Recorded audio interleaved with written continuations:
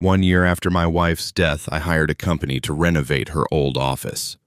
I had just arrived at the church when the contractor called me and said, "Sir, I need you to come see what we found, but don't come alone. Bring your 2 sons." Why would you say that? My heart nearly stopped when we arrived. The church parking lot was nearly empty when my phone rang. I remember that detail because I'd been sitting in my car for 20 minutes, watching the oak trees sway against a colorless November sky, trying to summon the energy to walk inside for grief counseling, a Wednesday ritual I'd maintained with robotic consistency since Margaret died. 12 months of folding chairs arranged in circles, of instant coffee in styrofoam cups, of strangers nodding with wet eyes as I described the particular shape of my loneliness.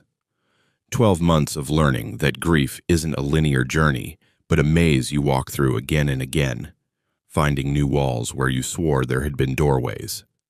The phone's vibration startled me. Unknown number. I almost didn't answer. "Mr. Holloway?" The voice was rough, working class, urgent. "This is Frank Moretti from Apex Renovations. We're at your wife's office building, the one on Riverside you contracted us for." "Yes." I straightened in my seat, suddenly alert. The renovation had been my son's idea, really. Both David and Michael had pushed for it during one of our strained family dinners 3 months ago, arguing that keeping Margaret's private practice office exactly as she'd left it, frozen in time like some morbid museum, wasn't healthy. They were right, of course. They usually were about these things. At 28 and 26, respectively, my sons had inherited their mother's practical wisdom, her ability to see clearly through emotional fog. "Sir, I need you to come down here." Frank's tone had shifted into something I couldn't quite identify, not quite alarm, not quite excitement, something in between that made my pulse quicken. "We found something, behind a false wall in the back office." My hands gripped the steering wheel. "What kind of something?" A pause, long enough that I heard him breathing, heard the echo of an empty room around him. "I think you need to see it yourself."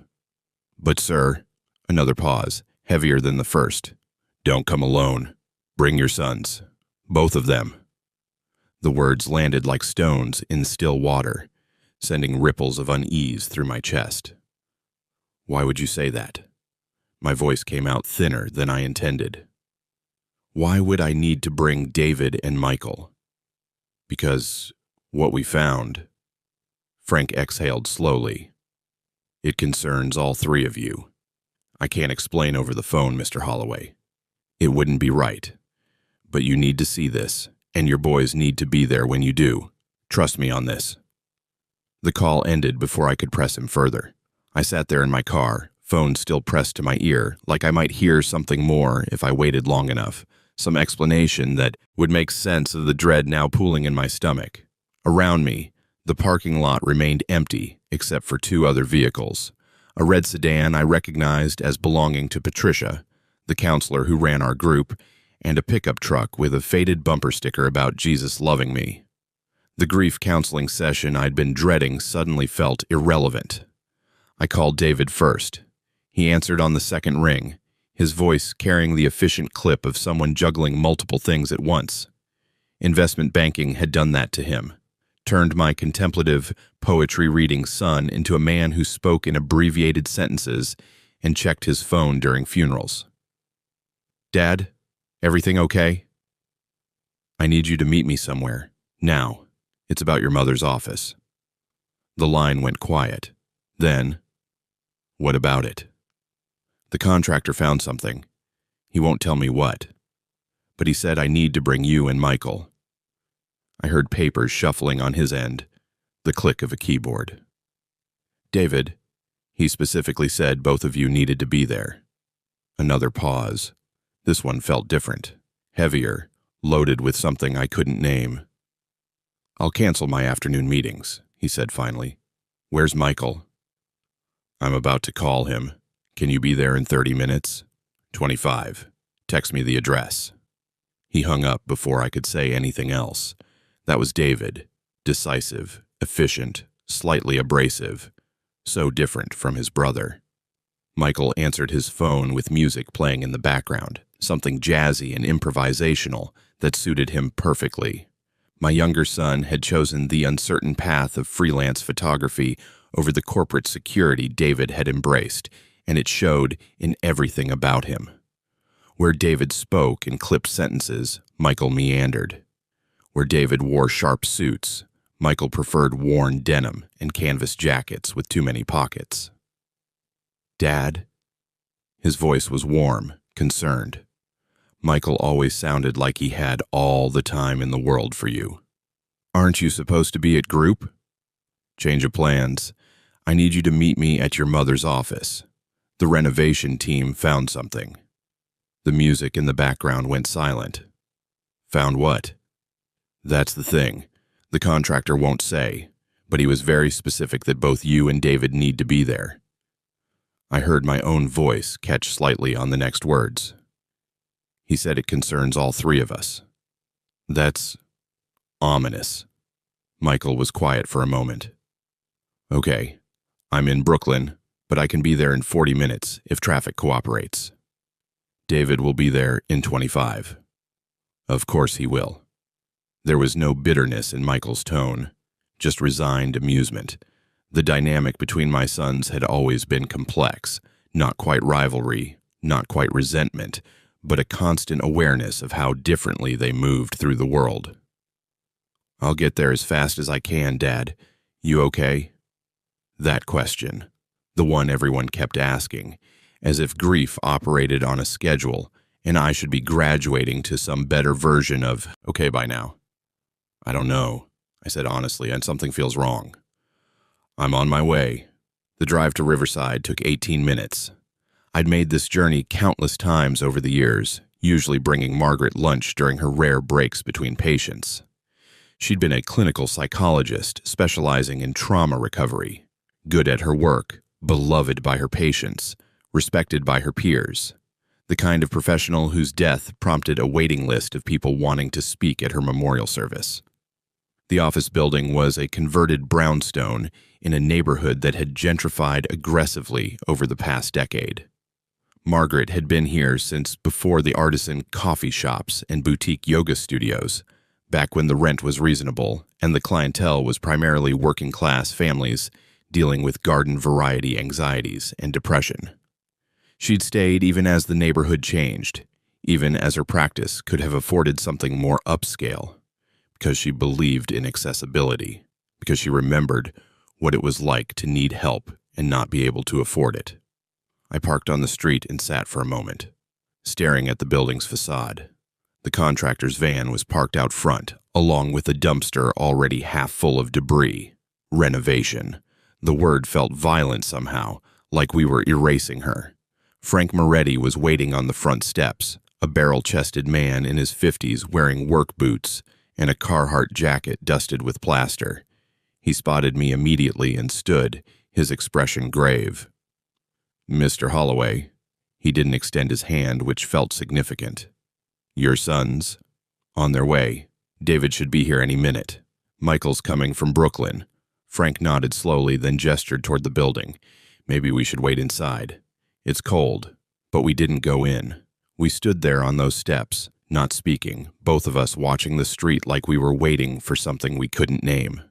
The November wind picked up, scattering leaves across the sidewalk in patterns that looked almost intentional. I remember thinking how Margaret would have loved this weather. She'd always preferred autumn to any other season, loved the way everything died beautifully. David arrived first, pulling up in his black BMW with the aggressive efficiency of someone who'd found a parking spot through sheer force of will. He emerged from the car, looking exactly like what he was, a successful young banker in a charcoal suit that probably cost more than my first car. But his face, usually so composed, showed cracks around the edges, worry lines I didn't usually see. "Dad?"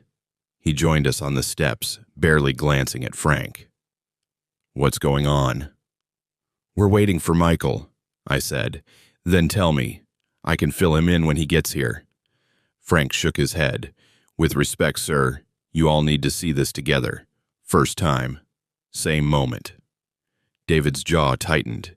He wasn't used to being denied information, but he nodded curtly and fell silent. We waited.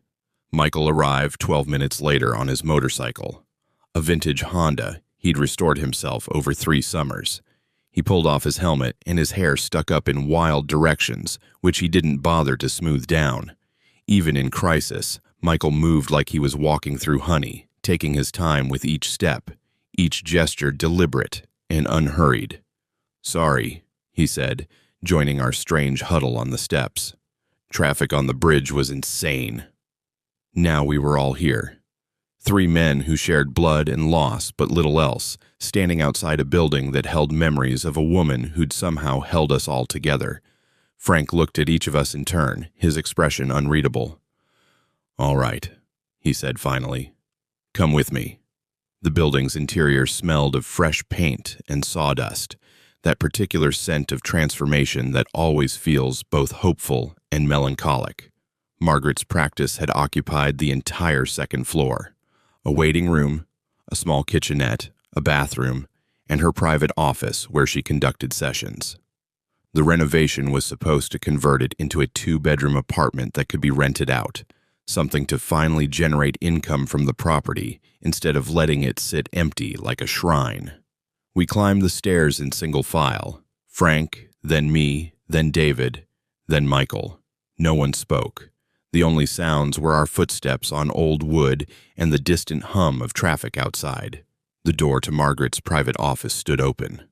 Her space had already been partially gutted, the bookshelves pulled down, the carpet ripped up, the walls stripped to studs in places. But it was still recognizable as hers somehow, still held the ghost of her presence. I'd sat in that room exactly twice. Once, when she first showed me the space before signing the lease, and once more 6 months before she died, when she'd asked me to help move a filing cabinet. Frank led us to the back wall, or what had been the back wall.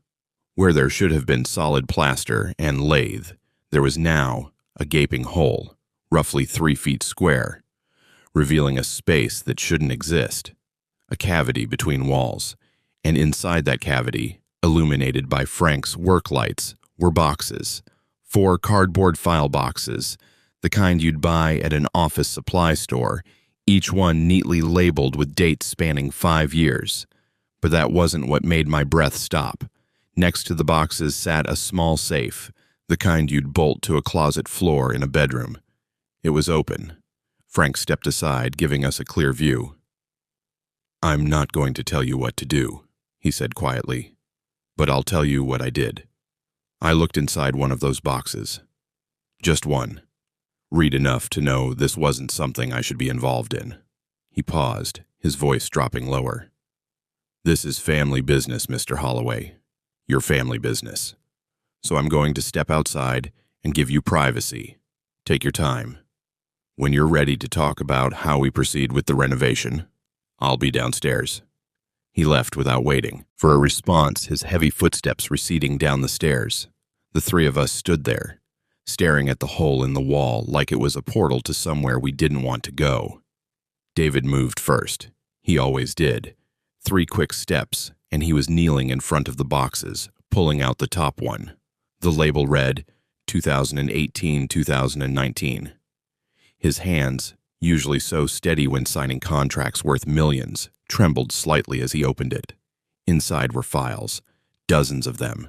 Medical records, bank statements, printed emails, handwritten notes, all meticulously organized with colored tabs and paper clips. David pulled out the first file. His face went white. "Dad," he said, his voice barely above a whisper, "you need to see this."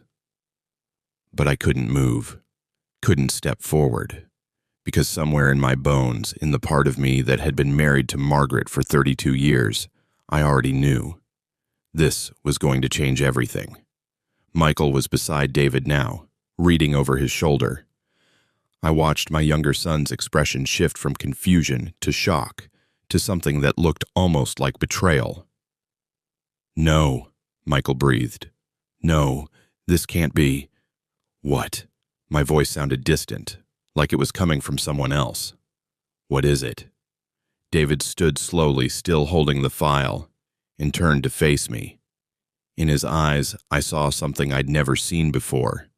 Pity mixed with rage, mixed with a grief so fresh, it looked like the wound had just been opened.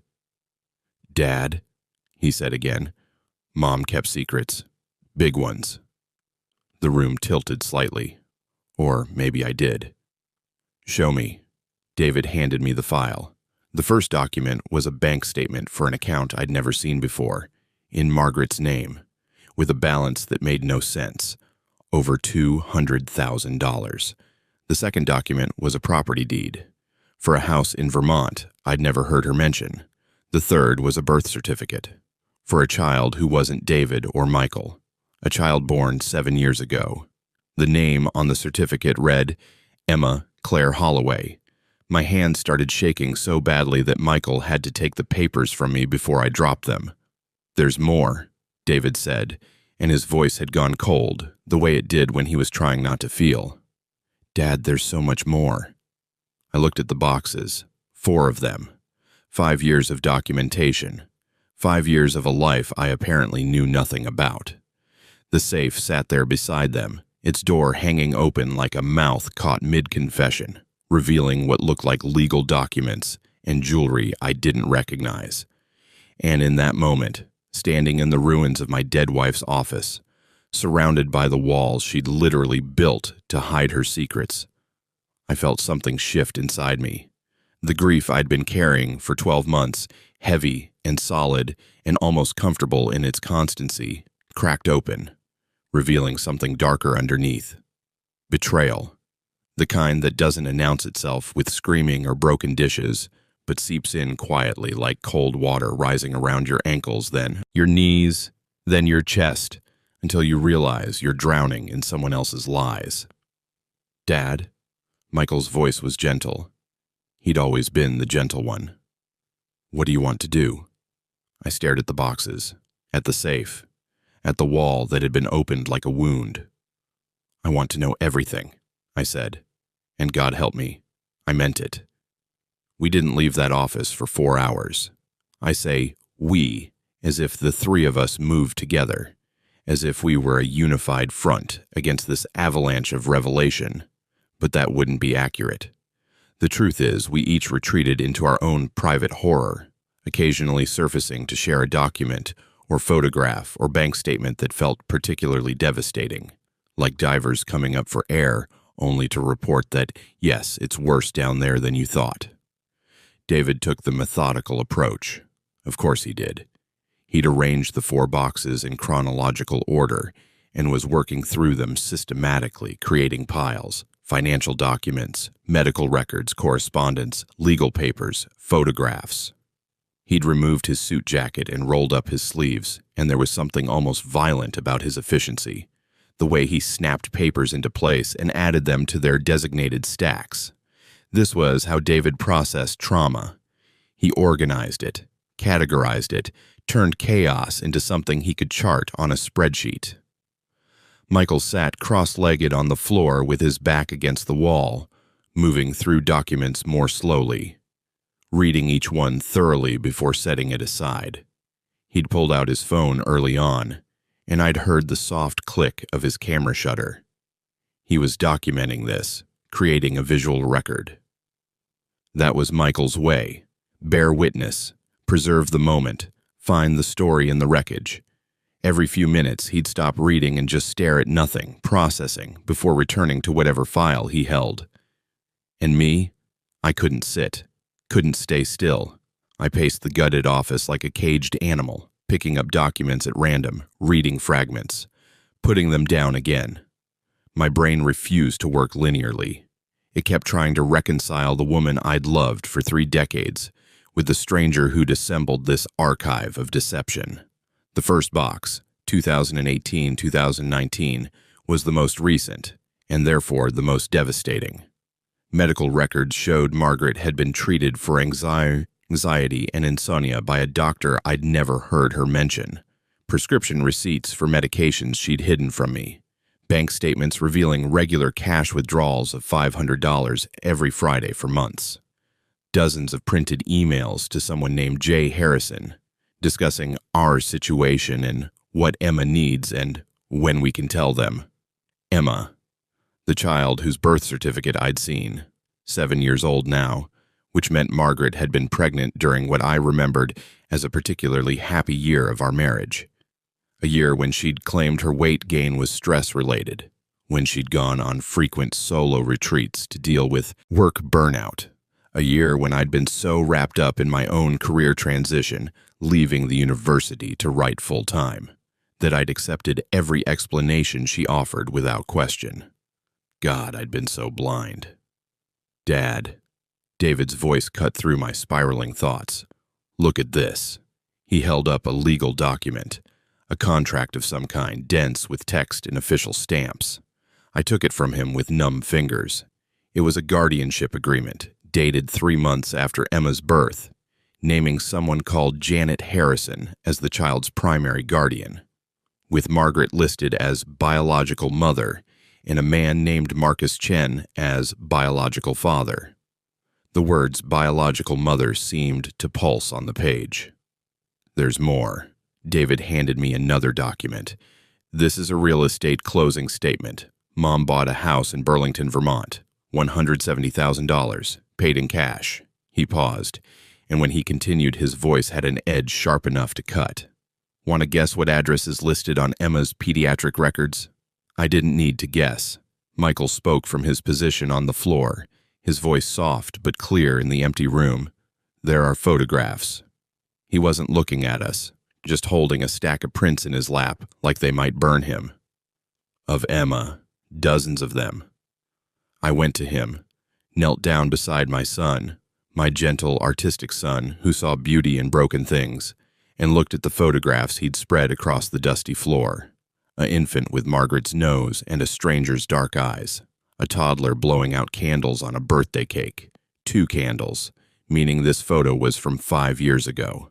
A girl, maybe 4 years old, building a snowman, her smile revealing the same gap between her front teeth that David had at that age. A more recent photo, Emma at 6, missing those front teeth entirely, holding up a crayon drawing of what looked like a house with exaggerated flowers. Each photograph was labeled on the back in Margaret's handwriting. Emma, 3 months. Emma's 2nd birthday. First snow. Art class project. A whole life, documented, hidden. She looks like us. Michael's voice cracked. Dad, she has David's eyebrows. And your chin. Look at her chin. He was right. The genetic echoes were undeniable. This child carried Holloway DNA in the architecture of her face, in the particular way she tilted her head in photographs, in something ineffable about her smile that reminded me of family photos from my own childhood, which meant, she's not mine. The words came out flat, factual. Marcus Chen, the father. I've never heard that name. David had moved to the safe now, pulling out more documents. Marcus Chen, psychiatrist, Burlington Memorial Hospital.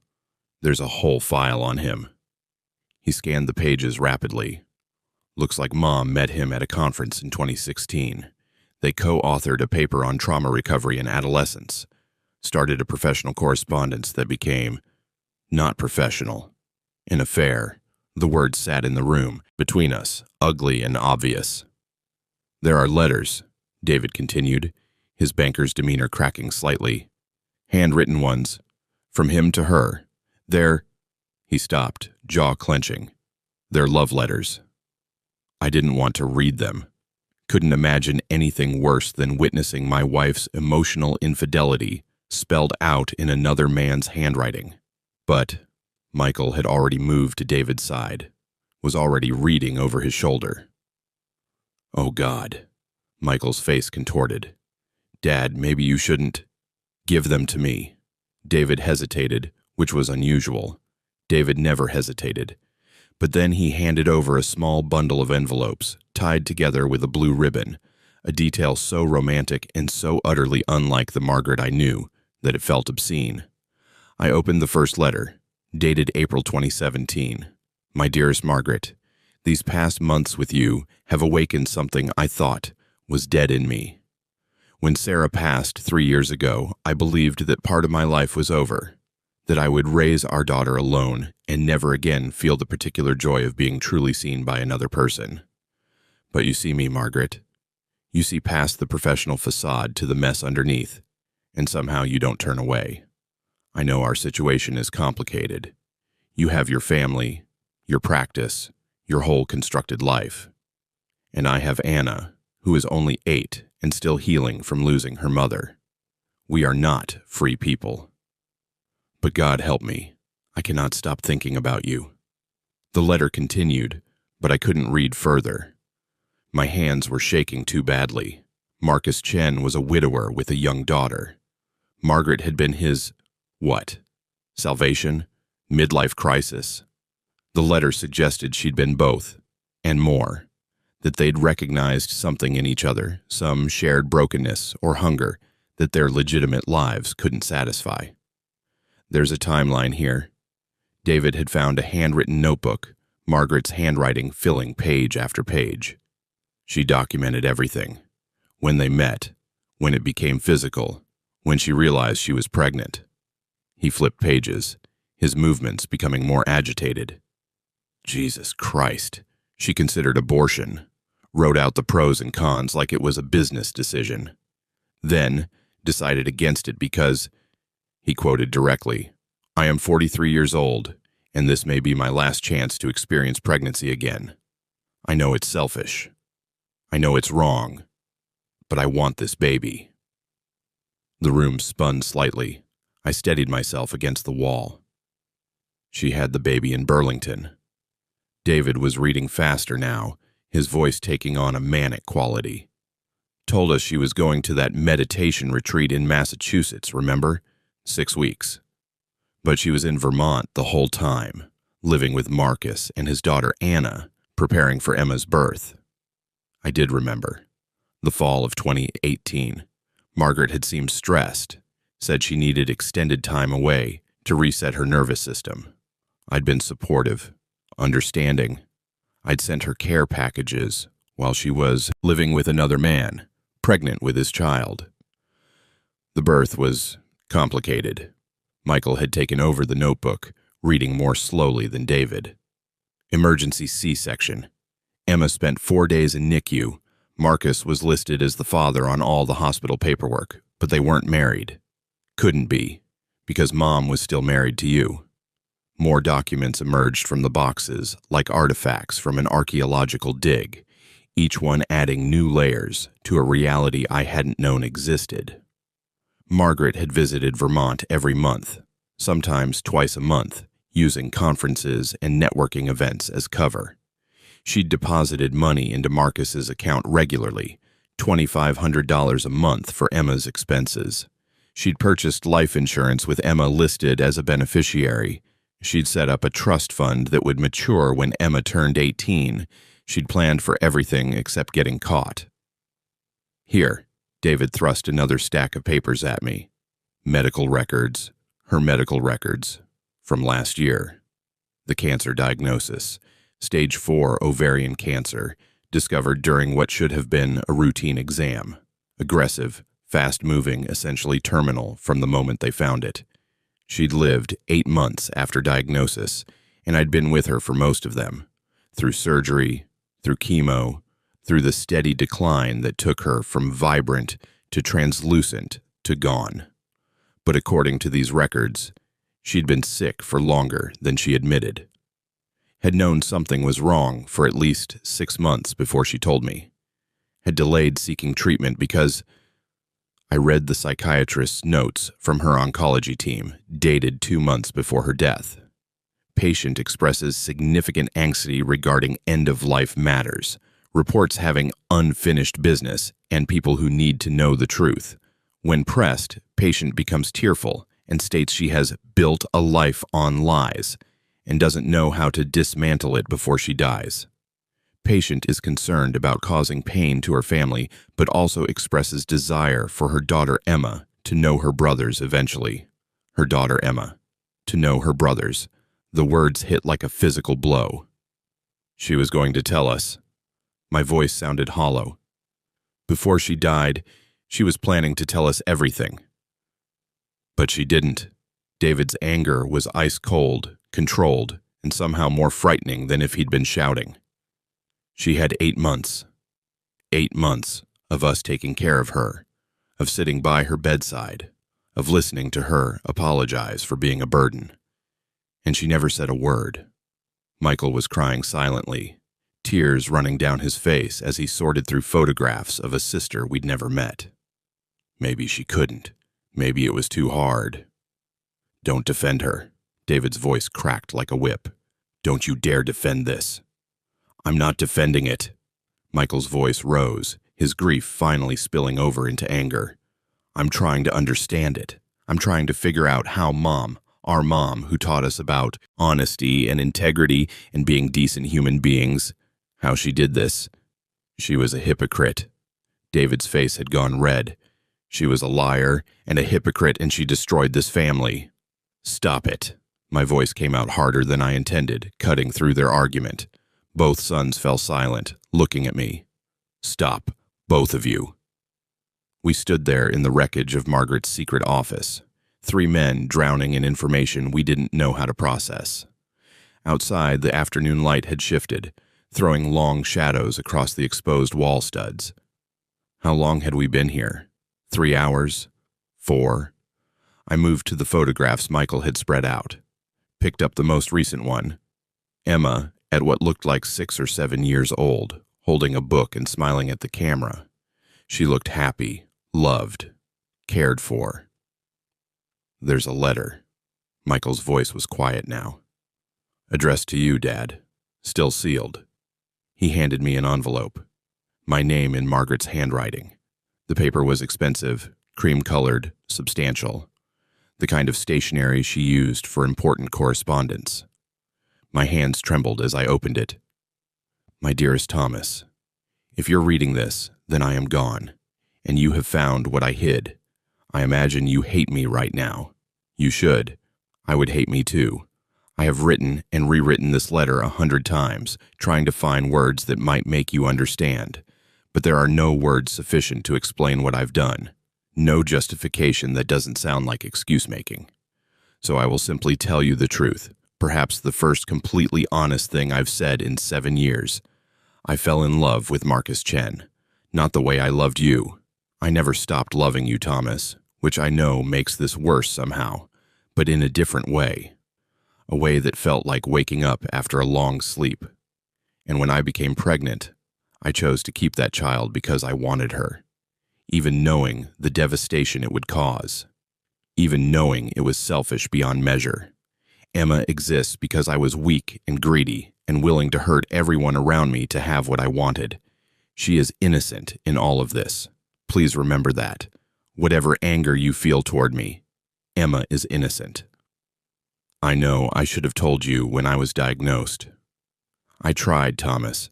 So many times I almost told you. But I was a coward. I was terrified of seeing the love in your eyes turn to disgust. Terrified of David and Michael learning their mother was a fraud. So I died with my secrets intact, which was perhaps the cruelest thing of all. By now, you've found the documents. You know Emma is being raised by Marcus and his daughter Anna, who has been like a big sister to her. You know about the house in Vermont, the money I set aside, all my careful arrangements. I provided for her financially, but what she needs now is something I can no longer give. Family. You don't owe me anything, Thomas.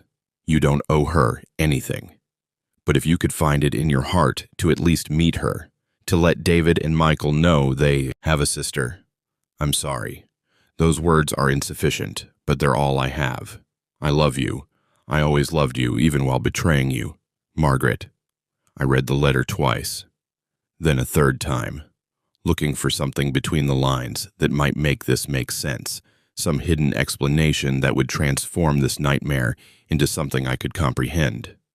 But there was nothing, just Margaret's elegant handwriting confessing to 7 years of systematic deception, asking me to clean up her mess even from the grave. What does it say? David's voice was tight. I handed him the letter, watched his face as he read it, saw the progression of emotions, shock, fury, pain, something that looked almost like grief renewed. He passed it to Michael without comment. Michael read it slowly, lips moving lightly as he processed each sentence. When he finished, he folded the letter carefully and placed it back in the envelope. "She wants us to meet Emma," he said quietly. "Absolutely not." David's response was immediate. "We're not responsible for Mom's mistakes. Emma has a father. She has a home. She doesn't need us showing up and confusing everything. She's our sister." Michael's voice was gentle but firm. "Half-sister, technically, but still. She's 7 years old, and she just lost her mother. Maybe she doesn't need us, but—" "No." David was pacing now, his controlled facade cracking further with each step. "You want to know what I think? I think Mom was selfish until the very end. I think she created this massive mess and then dumped it in our laps because she couldn't face the consequences herself. Well, I'm not playing along. I'm not doing her posthumous bidding." "So what?" Michael stood up, facing his brother. "We just pretend Emma doesn't exist? Pretend we never found any of this?" "Yes, exactly that." David's voice had gone cold again. "We put these boxes back. We seal up the wall. We finish the renovation, and we never speak of this again." They both looked at me, waiting for me to make the decision, to be the father and arbitrator I'd always been.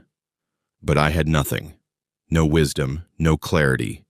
Just a howling emptiness where my certainty used to be. "I need air," I said. I walked out of that office, down the stairs into the November dusk. The street was quiet, just the distant sound of traffic and the wind moving through bare branches. I stood there on the sidewalk, breathing cold air into lungs that felt too small, trying to remember how to be a person who made decisions. Behind me, I heard my sons arguing, their voices carrying through the open window of Margaret's office. David's fury and Michael's gentleness, two different ways of processing the same betrayal. And somewhere in Vermont, a 7-year-old girl who looked like us was living her life, unaware that her brothers existed, that her mother was gone, that everything was about to change.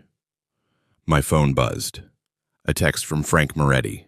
"Take all the time you need. I'll come back tomorrow." I looked up at the darkening sky and thought about secrets, about walls built to hide truth, about how the dead still manage to reach up from their graves and redirect the living.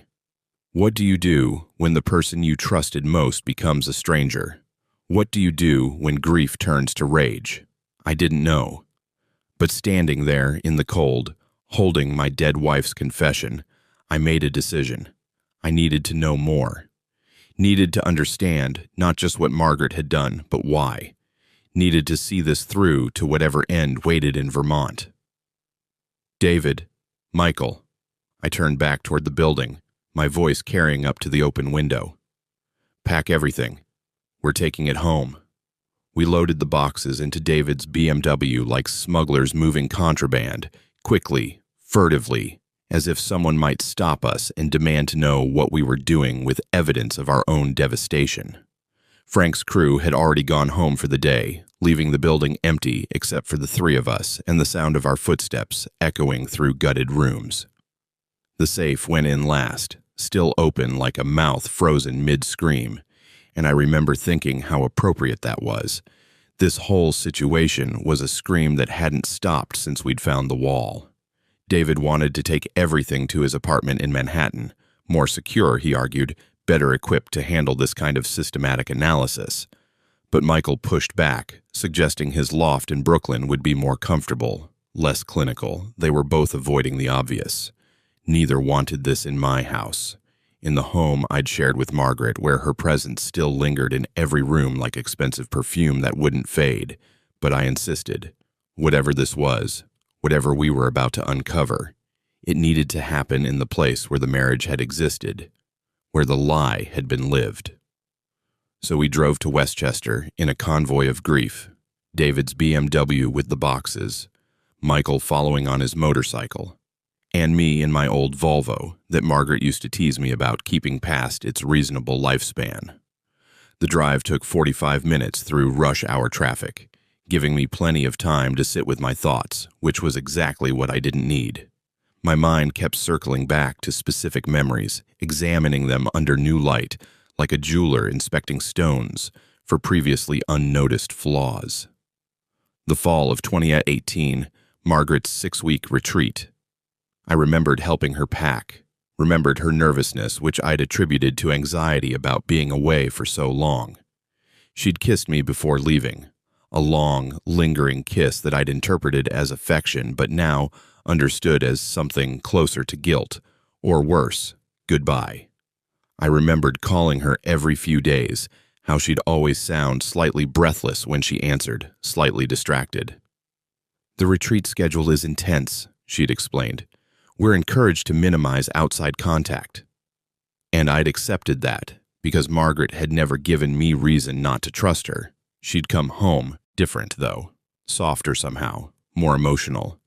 She'd cried watching a commercial about baby formula, which had seemed odd at the time, but not alarming. How many other signs had I missed?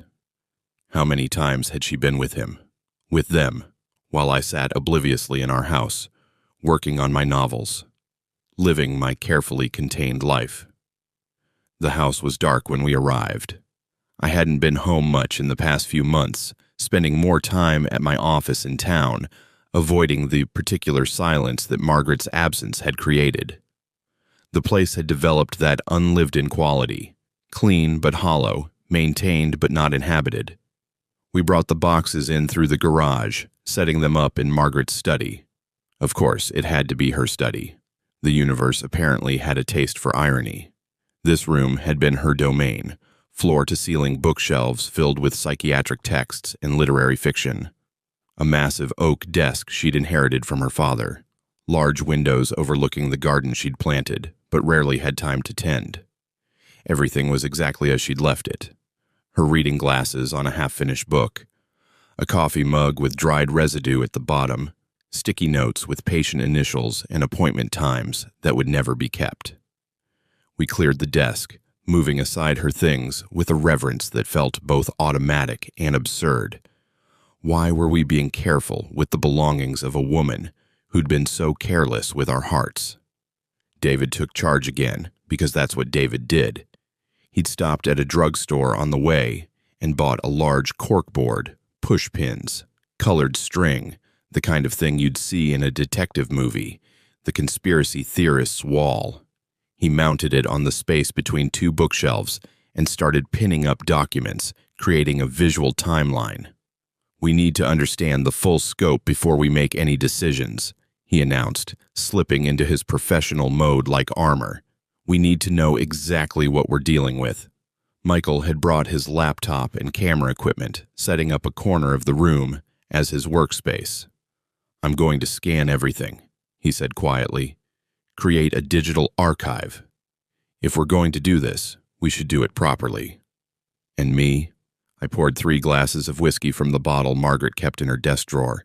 Good stuff. 20-year-old scotch she'd been given by a grateful patient's family. We weren't supposed to drink it. We're saving it for a special occasion. Well, this felt special enough. "To Margaret," I said, raising my glass. The words came out bitter. Who taught us that honesty was the foundation of every relationship? We drank in silence. Then we went to work. The second box, 2017-2018, contained the pregnancy documentation. Prenatal vitamins purchased under a false name at a Burlington pharmacy. Ultrasound images showing a developing fetus. Margaret's name printed at the top beside an address I didn't recognize. Maternity clothes receipts. A journal where she'd documented each week of pregnancy with scientific precision and occasional bursts of emotion that made my chest ache. Week 14. Felt the baby move today. Just a flutter, like butterfly wings. Marcus put his hand on my belly and cried. He says this is his miracle, his second chance at being present for a pregnancy after missing so much with Anna. I should feel guilty. I do feel guilty. But mostly, I just feel alive. Week 22. Had to tell Thomas I was gaining weight from stress eating. He looked so concerned, offered to cook healthier meals, to support me however I need.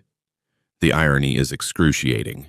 He is supporting me, financially, emotionally, completely unintentionally, to have another man's baby. Week 31. Anna is excited about becoming a big sister. She's 9 now, and so grown up, so responsible. She's been reading books about newborns and making lists of things the baby will need. Marcus says she's healing, finally, from losing her mother. That having something to care for is good for her. I hope that's true. I hope I'm not destroying another child's life with my selfishness. I read these entries while sitting in Margaret's chair at her desk in her study, and felt a dislocation so profound I might have been reading someone else's life. This woman, this anxious, guilty, alive woman, wasn't anyone I recognized. My Margaret had been calm, assured, slightly distant in the way of people who spent their professional lives managing other people's emotions. This woman in the journal was messy, conflicted, desperate. Which version had been real? Dad, look at this. Michael had found something in the third box, 2016, 2017, the beginning years. He held up a stack of boarding passes and hotel receipts. These are from before Emma, when they were just together. The paper trail told its own story. A psychiatric conference in Boston where Margaret and Marcus had first met. Then another conference 3 months later in Chicago, both of them presenting on the same panel. Then receipts that weren't from conferences at all. Hotels in New York, restaurants in Philadelphia, a bed and breakfast in the Berkshires. Weekend trips when Margaret had told me she was visiting her sister in Connecticut or attending professional development seminars. 32 separate trips over 18 months, David said from his position at the corkboard where he'd been plotting everything chronologically. Some as short as 1 night, some as long as 4 days. She was meticulous about covering her tracks, never used credit cards we shared, always had a professional excuse, always left detailed itineraries that checked out if you called the conference centers or hotels she claimed to be at. Wait, Michael was flipping through papers. She actually did attend some of those conferences. Look, there's her name in the attendee lists, photos of her at panel discussions. She wasn't just making it up. She was actually going to professional events and spending the nights with him. David's voice was flat. Professional by day, adulteress by night. The word hung in the air. Adulteress. It sounded biblical, Old Testament, the kind of label that came with consequences like stoning. But it was accurate, wasn't it? Margaret had violated her marriage vows systematically, repeatedly, with premeditation and planning. I got up and poured more whiskey. There are emails. Michael had moved to his laptop, accessing files he'd already scanned. Hundreds of them, from 2016 to 2019. Want me to read them? No. The word came out sharper than I intended. Yes, I don't know. Michael read them anyway, his voice steady, but his hands trembling slightly on the keyboard. From Marcus, April 2016. Margaret, I can't stop thinking about our conversation last night. You said you feel invisible in your own life, that you perform the role of wife and mother without ever being fully seen. I see you. I see your brilliance, your complexity, the sadness you hide behind professional competence. Is it wrong that I want to know more? From Margaret, April 2016. It's not wrong to want connection, Marcus, but wanting and having are different things. We are both married to our losses, you to Sarah's death, me to the slow death of intimacy in a comfortable marriage. That doesn't give us permission to create new losses for other people. From Marcus, May 2016. You're right, of course. You're always right. But when I'm with you, I feel less lost. Is that wrong? To want to feel found? From Margaret, May 2016. Come to New York next weekend. The conference in Chicago. I'll change my flight to match yours. That was where it started. or where it became physical anyway. The emotional affair had probably begun the moment they met, two damaged people recognizing each other across a conference room, finding in each other's trauma a mirror and a refuge. "Skip ahead," David said harshly. "I don't need their origin story. I need to know about the money." Michael scrolled through files until he found financial documents. The picture they painted was staggering in its scope and deception. Margaret had been siphoning money from our accounts for years. Not large amounts, nothing that would trigger alarm, but steady withdrawals of a few $100s here, 1,000 there. She'd also opened credit cards I didn't know about, building debt that she serviced from her practice income before I ever saw the statements.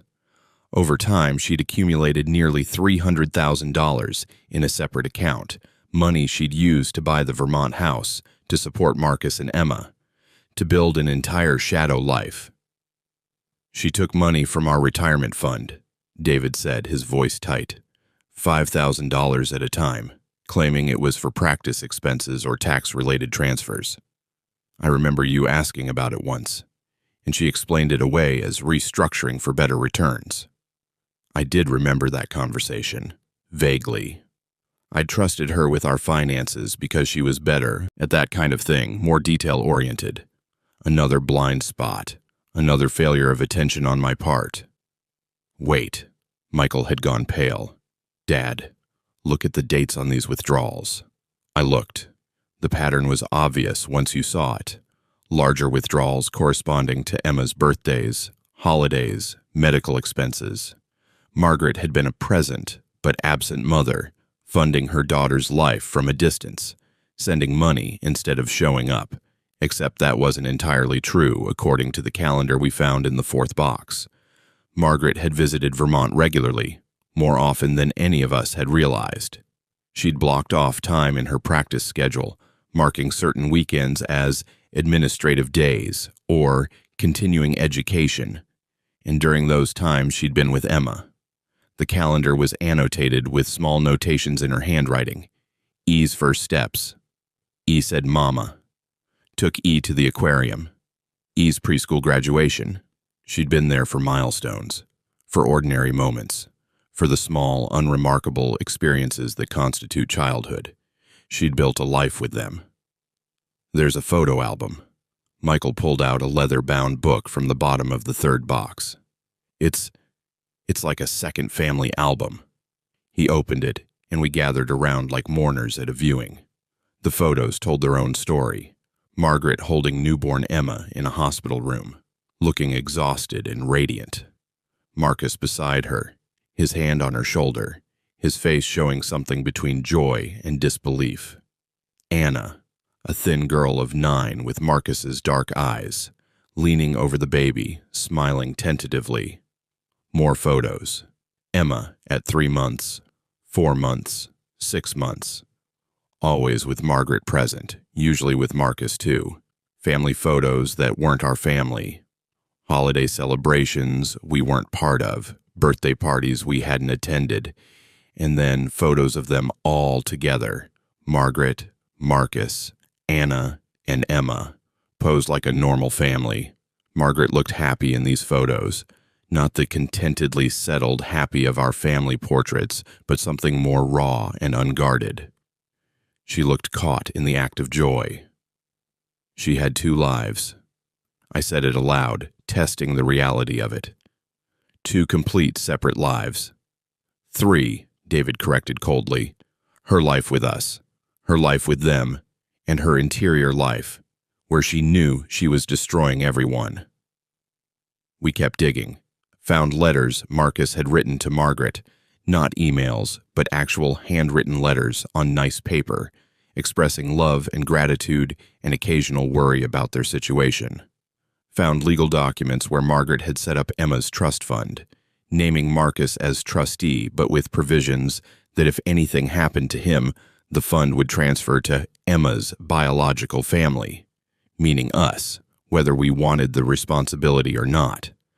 Found medical records showing that Emma had inherited Margaret's autoimmune condition requiring regular monitoring and occasional treatment. Found receipts for toys and clothes Margaret had purchased for Emma during her Vermont visits. Found a box of Emma's artwork that Margaret had saved. Crayon drawings of houses and families and flowers, the kind of art every parent saves because it represents something precious and fleeting. Found a video camera. Should we? Michael held the small Sony camcorder, one of the old-fashioned kinds that recorded to mini DV tapes. There were a dozen tapes in the box, each labeled with dates. Yes, I said, because if we were doing this, if we were excavating Margaret's secret life, then we needed to see all of it, not just the sanitized written record. Michael set up his laptop and found the necessary cables. We watched in silence as the first tape played. The video opened on Marcus's living room, comfortable furniture, warm lighting, a Christmas tree in the corner. The date stamp read, December 2020. 2 years ago. Emma would have been 5. Are you recording? Margaret's voice from behind the camera, warm and playful. Yes, it's on. Marcus appeared in frame, laughing. Anna, come here. Let's show Mommy the surprise. Anna appeared, 16 now, tall and self-possessed, leading Emma by the hand. Emma wore a princess dress and carried a homemade card. We made this for you, Emma said to the camera, to Margaret. Her voice was high and sweet, missing a front tooth. Because you're the best mommy.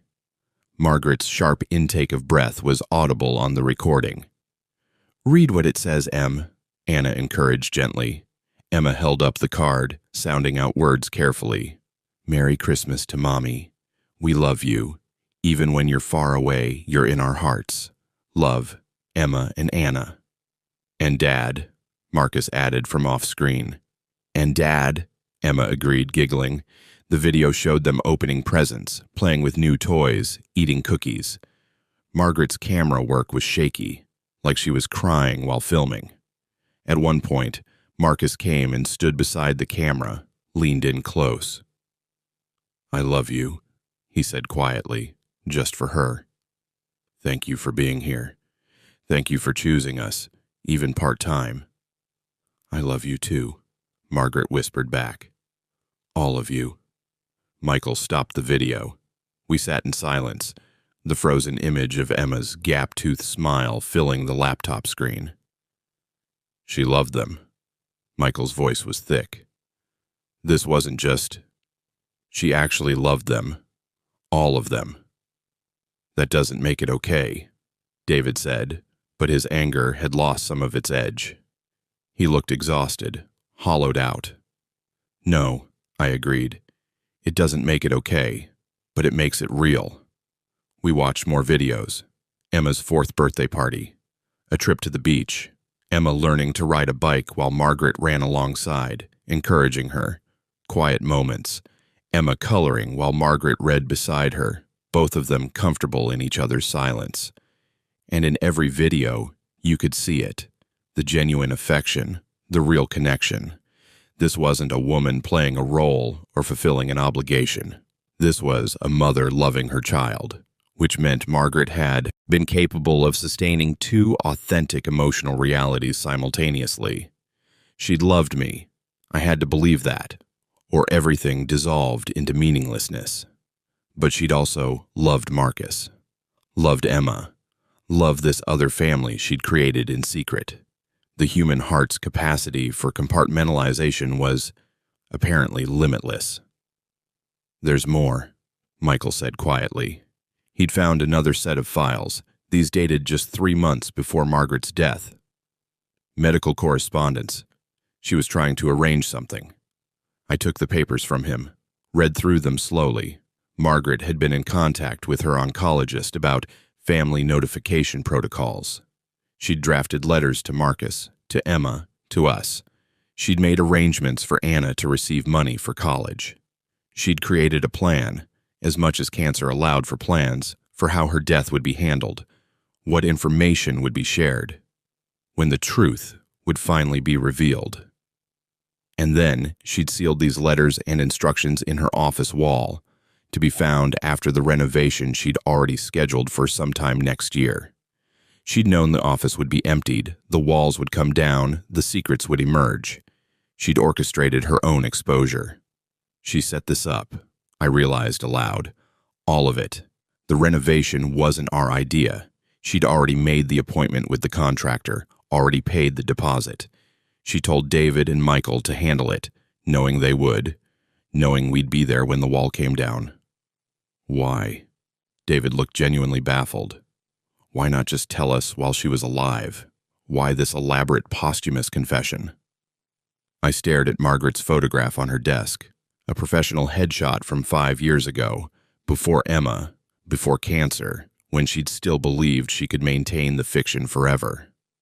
Because she was a coward, I said softly. Because she wanted us to know the truth, but she couldn't face our reaction to it. So she arranged for us to discover everything after she was safely dead, after we couldn't scream at her or demand answers or make her look us in the eye while explaining the unexplainable. That's insane. Michael shook his head. That's cruel. Yes, I agreed. It's both those things. We sat with that realization as the night deepened around us, 3 men in a dead woman's study, surrounded by evidence of a life none of us had known existed. My phone buzzed. A text from an unknown number. Mr. Holloway, this is Marcus Chen. We need to talk. The phone felt heavy in my hand, like it had suddenly acquired mass beyond its physical weight. 3 of us stared at the screen, at those 10 words that had somehow made everything more real. Mr. Holloway, this is Marcus Chen. We need to talk. Don't respond. David's voice was immediate, sharp. Not yet. We don't know what he wants, what his angle is. His angle? Michael looked at his brother with something close to disgust. He's the father of our sister. What angle would he have? Money? Obviously. He knows Mom's dead. He probably knows she had assets.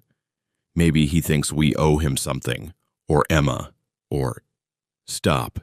I set the phone face down on the desk, cutting off their argument before it could escalate. Just stop. Both of you. But the phone buzzed again almost immediately. Another text from Marcus. I know this must be a shock. Margaret told me about the wall, about her plan. I'm sorry you're finding out this way. But Emma deserves to know her brothers, and I think you deserve to know her. Please. A third text followed seconds later. I'm not asking for anything. I just want to talk, when you're ready. The messages sat there, glowing in the dim light of Margaret's study, and I realized we'd crossed some invisible threshold. This wasn't just about discovering Margaret's betrayal anymore. There were living people on the other side of these secrets. A man who'd loved my wife, a child who shared my son's DNA, a teenage girl who'd grown up thinking of Margaret as a co-parent. He knew. My voice came out hoarse. About the wall, about her plan.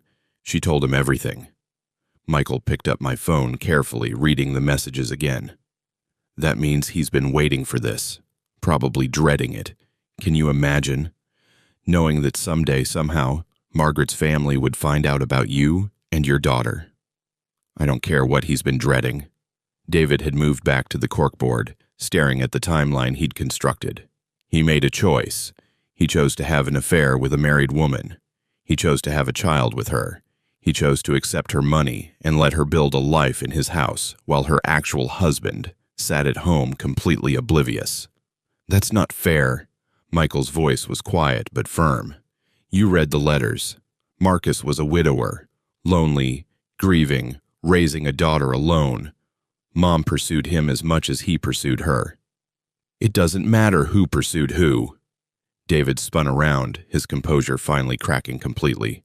What matters is that he knew she was married, knew she had a family, knew that every moment he spent with her was built on lies we were living in real time. And he did it anyway. The anger in David's voice was understandable, justified even. But I heard something else underneath it. Fear. David had always been the one who needed things to make sense, who built his worldview on rational analysis and clear causality. Margaret's deception had shattered that, revealed that the people you trust most can be the ones you know least. And now Marcus's existence, his humanity visible in those text messages, was forcing David to acknowledge that the story wasn't as simple as wife betrays husband, villain ruins family. Real life was messier than that, more complicated, more human. "I'm going to call him," I said. "Dad, no," David started. "I need to hear his voice." I picked up the phone, my thumb hovering over Marcus's number. "I need to know who he is, what he sounds like. My voice caught. "I need to understand how Margaret could love us both." Neither son argued further. Michael moved closer, a show of solidarity. David stayed at the corkboard but turned to watch, his jaw tight. I stepped out of the study, into the hallway, and made the call. He answered on the first ring. "Thomas." Not a question. My name spoken with familiarity that felt presumptuous and intimate all at once. His voice was deep, measured, carrying traces of an accent I couldn't quite place. Maybe Midwestern, maybe just the careful diction of someone who'd learned to speak precisely. "Thank you for calling." "I don't know why I'm calling," I said honestly. "I don't know what I want from this conversation." "That's fair." A pause, the sound of him breathing, maybe gathering courage. "I don't know what I'm supposed to say either. I'm sorry feels inadequate. She loved you feels cruel. Let me explain sounds like making excuses." "Then why did you text me?" "Because Emma asked about her mother today." His voice roughened slightly. "She asks every day, actually. When will Mommy visit again? And I keep telling her that Mommy is very sick, that she can't travel right now, that we have to be patient. But Emma is 7 years old, and patience isn't her strongest virtue." The words hit like physical blows. "She doesn't know." "That Margaret died?" "No," Marcus exhaled slowly. "Margaret made me promise to wait. She said when the time was right, when you and your sons knew about Emma, then I could tell her. She didn't want Emma grieving alone while you grieved without knowing Emma existed. She thought it would be better if—" He stopped, started again. "She was always trying to minimize damage, even when the damage was already catastrophic." I leaned against the wall, my free hand pressed to my forehead. "You're telling me that for 12 months, this child has been asking for her mother, and you've been lying to her?" "Yes." No defensiveness in his voice, just weary admission. "I've been lying to my daughter to honor the wishes of a woman who spent years lying to everyone. The irony isn't lost on me, Thomas." "Don't." The word came out sharp. "Don't use my first name like we're friends, like we have some kind of relationship beyond the fact that you fucked my wife." Silence. Long and heavy. Then, "You're right. I'm sorry." I closed my eyes, trying to steady my breathing. "Tell me something. Did you love her?" "Yes." No hesitation. "I loved her very much." "More than your dead wife?" "That's not." He stopped, reconsidered. "Different. I loved Sarah with the intensity of youth, of building a life together from nothing. I loved Margaret with the intensity of second chances, of finding unexpected light in middle-aged darkness. Does one diminish the other? I don't know. They were both real." His honesty was infuriating. I wanted him to be a villain, selfish, manipulative, the kind of man who seduced married women without conscience. Instead, he sounded tired and sad and uncomfortably human. "What do you do?" I asked abruptly. "For work." "I'm a psychiatrist. I specialize in childhood trauma and grief counseling." A bitter laugh. "Which makes all of this even more absurd. I spend my professional life helping children process loss and develop healthy emotional frameworks, and meanwhile, I'm modeling deception for my own daughters. Daughters plural, Anna and Emma. Yes, Anna is 17 now. She knows the whole truth, has known since before Emma was born. She helped Margaret and me decide to go through with the pregnancy, actually. I was terrified of the complexity, of what it would mean for all of us. But Anna said—" His voice softened with memory. "She said that love doesn't follow the rules we want it to follow. And sometimes doing the right thing means choosing the least destructive version of the wrong thing. She sounds wise. She is. Too wise for her age, probably. Losing her mother at 6 forced her to grow up quickly. And then Margaret came into our lives, and for a while it felt like healing. Like maybe we could be whole again, even if the shape of our family was unconventional. But he paused. She loved Margaret too, Thomas. She's grieving too, even though she can't tell anyone outside our house why. I thought about Anna, a child who'd lost her biological mother, then watched her father fall in love with a woman who could only be present part-time, then had to help raise a baby sister born into impossible circumstances. What kind of 17-year-old emerged from that experience? I want to meet her, I said. Emma and Anna.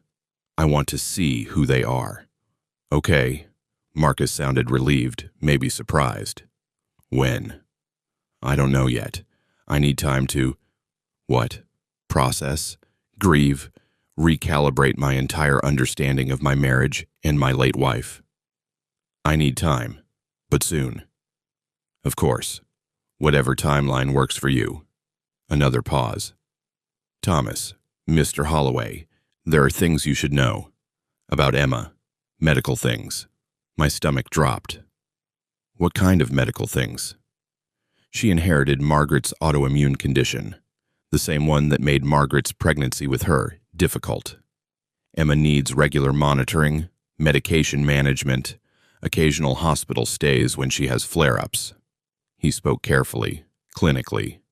Margaret set up the trust fund partially to cover these expenses long-term. But beyond the financial aspect, Emma will need family medical history as she gets older. Your family medical history. It could be important for her treatment. Of course, because Margaret's deception had tentacles that reached into practical necessities, medical realities, the mundane logistics of keeping a child healthy and alive. Does Emma look like her? I asked, though I'd already seen the photographs. Yes, she has Margaret's expressions, her mannerisms, the way she tilts her head when she's thinking, the way she laughs with her whole body. Warmth crept into Marcus's voice. But she has her own personality too. She's stubborn, creative, terrible at math, but gifted at storytelling. She wants to be a veterinarian or a princess, depending on the day. Margaret wanted to be a veterinarian when she was young, I said quietly, before she got interested in psychology. She told Emma that. They used to watch nature documentaries together, Margaret explaining animal behavior in ways that made it sound magical. Marcus's voice caught slightly. She was a good mother to Emma, Mr. Holloway. I know that doesn't make what she did okay. I know it doesn't excuse the betrayal. But Emma was loved. Is loved. We were both quiet for a moment. Two men connected by a dead woman's choices, trying to navigate terrain neither of us had a map for. What did Margaret tell you about me? I asked. About my sons? She said you were kind, stable, that you'd built a good life together, even if the passion had faded over time. She said David was brilliant, but rigid, that Michael was sensitive and artistic. She said she loved you all, but felt invisible in that love, like she was playing a role she'd perfected, but no longer fully inhabited. He hesitated. She said you deserved better than what she was giving you, but she didn't know how to give more without dismantling everything. So she dismantled everything anyway, just posthumously. I should go, I said. My sons are waiting. Of course. When you're ready to meet, just let me know. We're in Burlington. I can drive down to you, or you can come here, or we can meet somewhere neutral, whatever feels right. I'll be in touch. I ended the call before he could say anything else, before his reasonableness and obvious pain could erode more of my anger, because I needed that anger. It was the only thing keeping me from dissolving entirely into grief. When I returned to the study, David and Michael looked up expectantly. Well, David's voice was tight. I struggled for words. He's not what I expected. What did you expect? Michael asked gently. A monster. Someone obviously wrong for her, obviously selfish. But he's just... I sat down heavily in Margaret's chair. He's just a person. A sad, complicated person who loved the same woman we loved. David made a disgusted sound. Don't humanize him, Dad. Don't make him sympathetic. I'm not making him anything. I'm reporting what I heard. I looked at both my sons. Emma doesn't know Margaret is dead. Marcus has been lying to her for a year, telling her that Margaret is too sick to visit, because Margaret made him promise to wait until we knew about Emma before telling her the truth. Jesus Christ. Michael's eyes went wide. That poor kid. That poor... David stopped himself, shook his head. This is insane. All of it. Mom created this massive web of lies, and now we're all trapped in it, even people we've never met. Especially people we've never met, I corrected. Emma's been waiting for her mother for a year. Anna's been helping Marcus maintain the lie. They're living in Margaret's deception just as much as we are. We fell silent, each processing this new dimension of the nightmare. Outside, I heard the distant sound of a car passing, someone's normal life continuing while ours fragmented further. Michael spoke first, his voice thoughtful. I want to meet them. Absolutely not. David's response was immediate. She's our sister, David. Half-sister, but still. She's 7 years old, and she's sick, and she's waiting for a mother who's never coming back. Don't we have some obligation to... We have no obligation. David's voice rose. No legal obligation, no moral obligation, nothing. Mom's choices don't create responsibilities for us. Then what about basic human decency? Michael stood up, facing his brother. What about the fact that there's a child out there who's genetically connected to us, who needs to know her family medical history, who deserves to know she has brothers? What about the fact that meeting her means accepting Mom's betrayal as something we just live with now? David's face had gone red. It means forgiving the unforgivable. It means nothing about forgiveness. Michael's gentleness had evaporated. This isn't about Mom anymore. This is about Emma. This is about whether we're the kind of people who punish a child for her parents' mistakes. I'm not punishing anyone. I'm protecting myself. I'm protecting us. David gestured wildly at the corkboard, the boxes, the evidence of Margaret's double life. The moment we meet Emma, we're involved. We're part of this. There's no walking away after that. There's no walking away regardless. Michael's voice cracked. We already know she exists. We've seen her pictures, read about her medical issues, watched videos of her with Mom. You think we can just forget that? Pretend we never found the wall? They stared at each other, my two sons, so different in every way that mattered. David, who protected himself through distance and control. Michael, who engaged with the world's messiness because he believed in connection over safety. Stop, I said quietly. Both turned to me. Michael's right. We can't unknow this. But David's right too. The moment we meet Emma, everything changes. We need to decide what we're willing to take on. What do you want to do, Dad? Michael asked. I looked around Margaret's study, at the evidence of her secret life spread across every surface, at the corkboard timeline of betrayal, at the photographs of a child who carried my genes but not my name, thought about Marcus's voice on the phone, tired and honest, thought about Emma asking when Mommy would visit, still hoping, still waiting. I want to understand, I said finally. I want to know why Margaret did this. Not just the affair. People have affairs. I understand desire and loneliness and human weakness. But why the elaborate lies? Why the hidden child? Why not just leave me if she was so unhappy? Maybe she did leave you, David said quietly. Just not legally. Maybe she left you in every way that mattered, but kept the marriage as cover for her real life. The words landed like stones, because there was truth in them. Margaret had maintained our marriage as a kind of facade, a respectable front that allowed her to live her actual life elsewhere.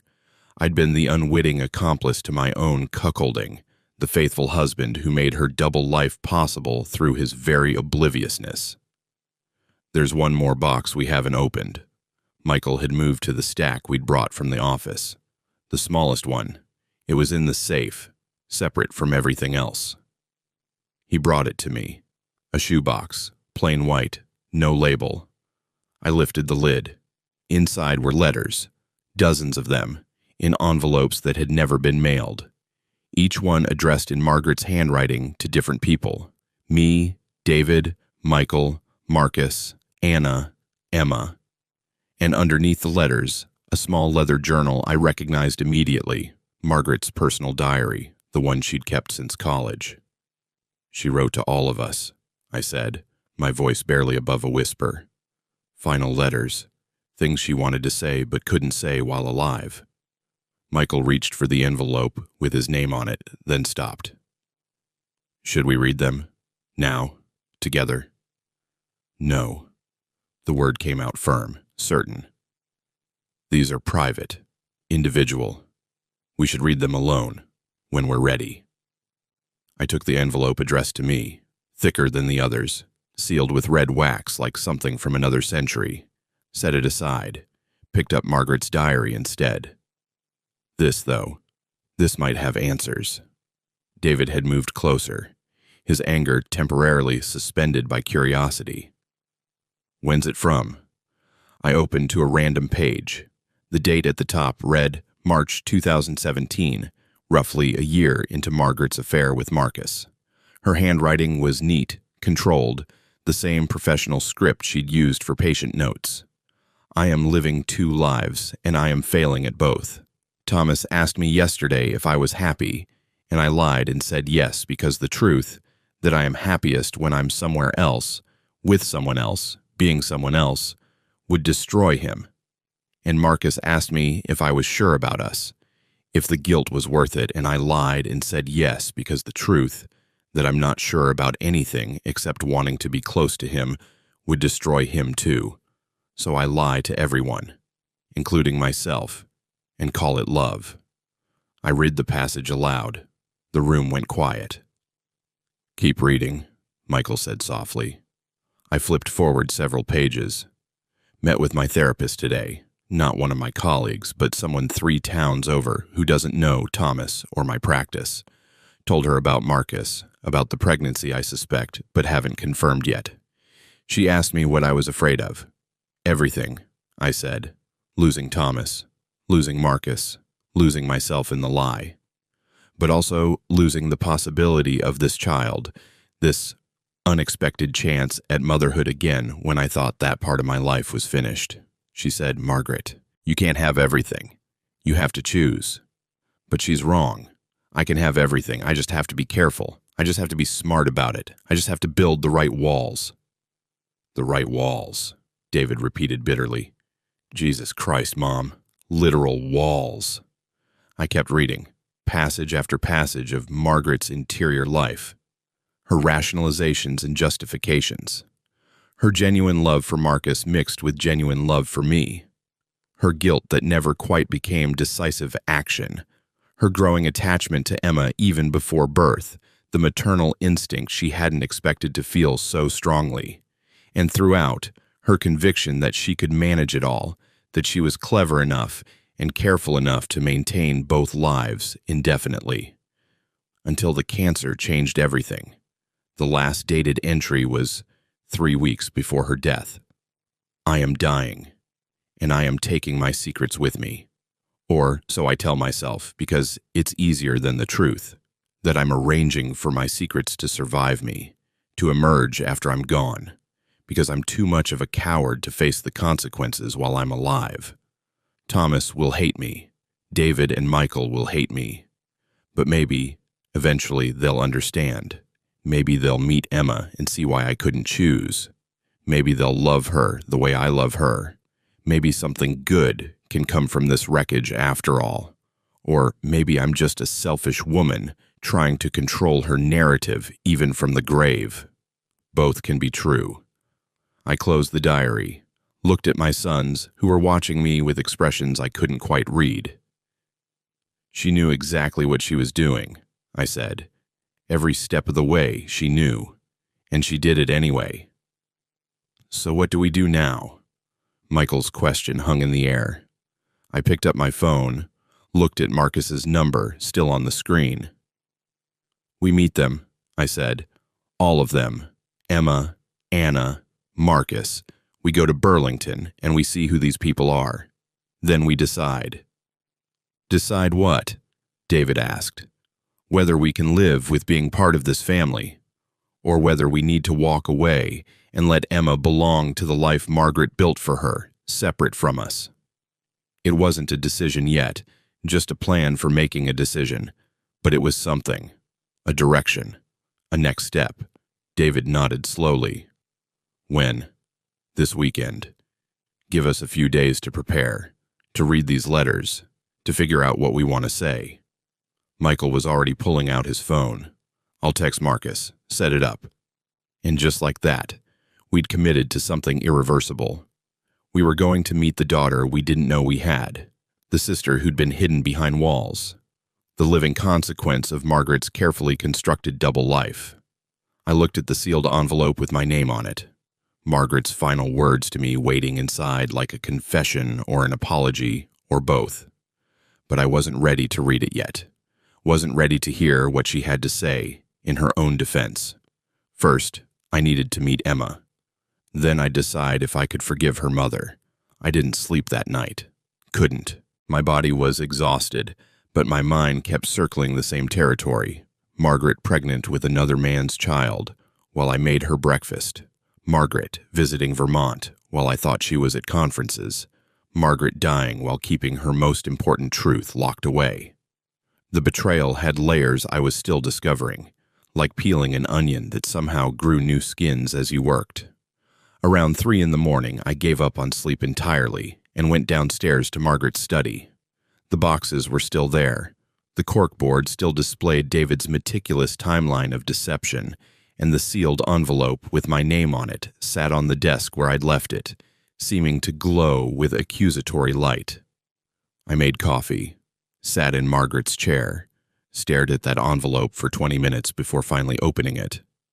The letter was 12 pages long, handwritten on the expensive stationery she used for important correspondence.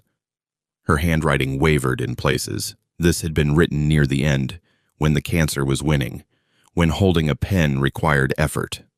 My dearest Thomas, I've started this letter 47 times. I counted. 47 separate attempts to explain the unexplainable, to justify the unjustifiable, to ask forgiveness for the unforgivable. Each time, I read what I'd written and realized I was making excuses, dressing up selfishness as complexity, pretending my choices were driven by forces beyond my control rather than by my own weakness and want. So let me be simple, if nothing else. I loved you. I love you still. Even as I write this, from the hospice bed you don't know will be my last. I loved you when I married you, loved you through 32 years of partnership, loved you even while betraying you in ways that would make those years feel like lies. But I also loved Marcus, not instead of loving you, alongside loving you. And I loved Emma from the moment I knew she existed inside me. This impossible child who should never have been, but was. This life I chose to bring into the world, knowing it would eventually detonate everything I'd built. You want to know why? Why I didn't just leave you if I was so unhappy? Why I couldn't choose? The truth is, I wasn't unhappy with you, Thomas. Our marriage was good, comfortable, stable, built on genuine affection and shared history. But it was also finished in some fundamental way. We'd become excellent roommates, efficient co-parents, reliable partners in the business of maintaining a life. The passion had faded so gradually, neither of us noticed it was gone until it was just an absence we'd learned to live with. Marcus was different. He was raw and grieving and needed me in ways you hadn't needed me in years. With him, I wasn't the competent Dr. Holloway who had all the answers. I was just Margaret, messy, uncertain, alive in ways I'd forgotten I could be. And yes, that sounds like a justification. It is a justification, but it's also true. I stopped reading, my hands shaking. The coffee had gone cold, but I drank it anyway, needing something to ground me in the physical world while Margaret's words tried to pull me into her twisted logic. She'd been happy with me, but not happy enough. I'd been a good husband, but not the right kind of good. The marriage had been comfortable, but comfort wasn't sufficient. Every sentence felt like a small violence. I kept reading. When I found out I was pregnant, I knew I should end it. The pregnancy, the affair, all of it. Come home, confess everything, let you decide whether our marriage could survive. That would have been the brave choice, the honest choice. But I wanted her, Thomas. Emma. I wanted to experience pregnancy one more time, wanted to hold a newborn again, wanted to be a mother in that raw, immediate way that David and Michael no longer needed from me. They were adults by then, building their own lives, and I was proud of them, but also achingly aware that my primary purpose in their lives had ended. Emma gave me a chance to be necessary again, so I kept her, kept the affair, kept the lies, built that life in Vermont with Marcus and Anna, and told myself I was managing it, keeping everyone happy, hurting no one because no one knew. But you can't hurt no one when you're lying to everyone. I understand that now, at the end. The hurt was always there, accruing interest, waiting to be paid. I just arranged for you to pay it after I was gone, which might be the cruelest thing of all. The letter went on, detail after detail of her rationalizations and regrets. She'd known it was wrong, but did it anyway. She'd felt guilty, but not guilty enough to stop. She'd loved us all, me, Marcus, Emma, David, Michael, and believed somehow that love made the deception acceptable, or at least understandable. Near the end, her handwriting deteriorated further, the cancer making itself visible in shaky letters and incomplete words. I'm running out of time to write this. The nurse keeps trying to increase my morphine, but I need to finish, need to say the things that matter before the fog takes me permanently. Emma deserves to know her brothers. David and Michael deserve to know they have a sister, and you, Thomas. You deserve a truth I couldn't give you while I was alive. I was too afraid of your disappointment, your anger, the look in your eyes when you finally saw me clearly. I don't expect forgiveness. I don't even think I want it, because forgiveness implies the harm can be healed, and I know what I've done can't be fixed. But I hope, God, I hope, that you might find a way to understand. Not to excuse, but to understand. I hope you meet Emma. She has your sense of humor, though she doesn't know it. She has David's stubbornness and Michael's sensitivity. She's the best parts of all of us, and none of the worst parts of me. She deserves better than I gave her, better than a part-time mother, better than a life built on secrets. Maybe you can give her that. Maybe you can be the family she needs. I'm so sorry, Thomas, for everything, for the years of deception, for dying without being brave enough to confess, for leaving this mess for you to clean up. I loved you. I'm sorry it wasn't enough. Always yours, Margaret. I set the letter down carefully as if it might disintegrate if handled roughly. Sat there in the pre-dawn darkness of her study, surrounded by evidence of her double life, holding her final words, and felt something shift inside me. Not forgiveness. I wasn't capable of that yet. Might never be. But something like comprehension, maybe. An understanding of how Margaret had convinced herself that love justified deception, that compartmentalization was a sustainable strategy, that she could have everything if she was just clever enough about the walls she built. She'd been wrong, of course, catastrophically wrong, but she'd been human in her wrongness, selfish and weak, and desperately trying to fill some void she probably didn't fully understand herself. Didn't make it okay. Nothing made it okay, but it made it explicable, which was something. David came down around 6, already dressed in running clothes, looking like he hadn't slept either.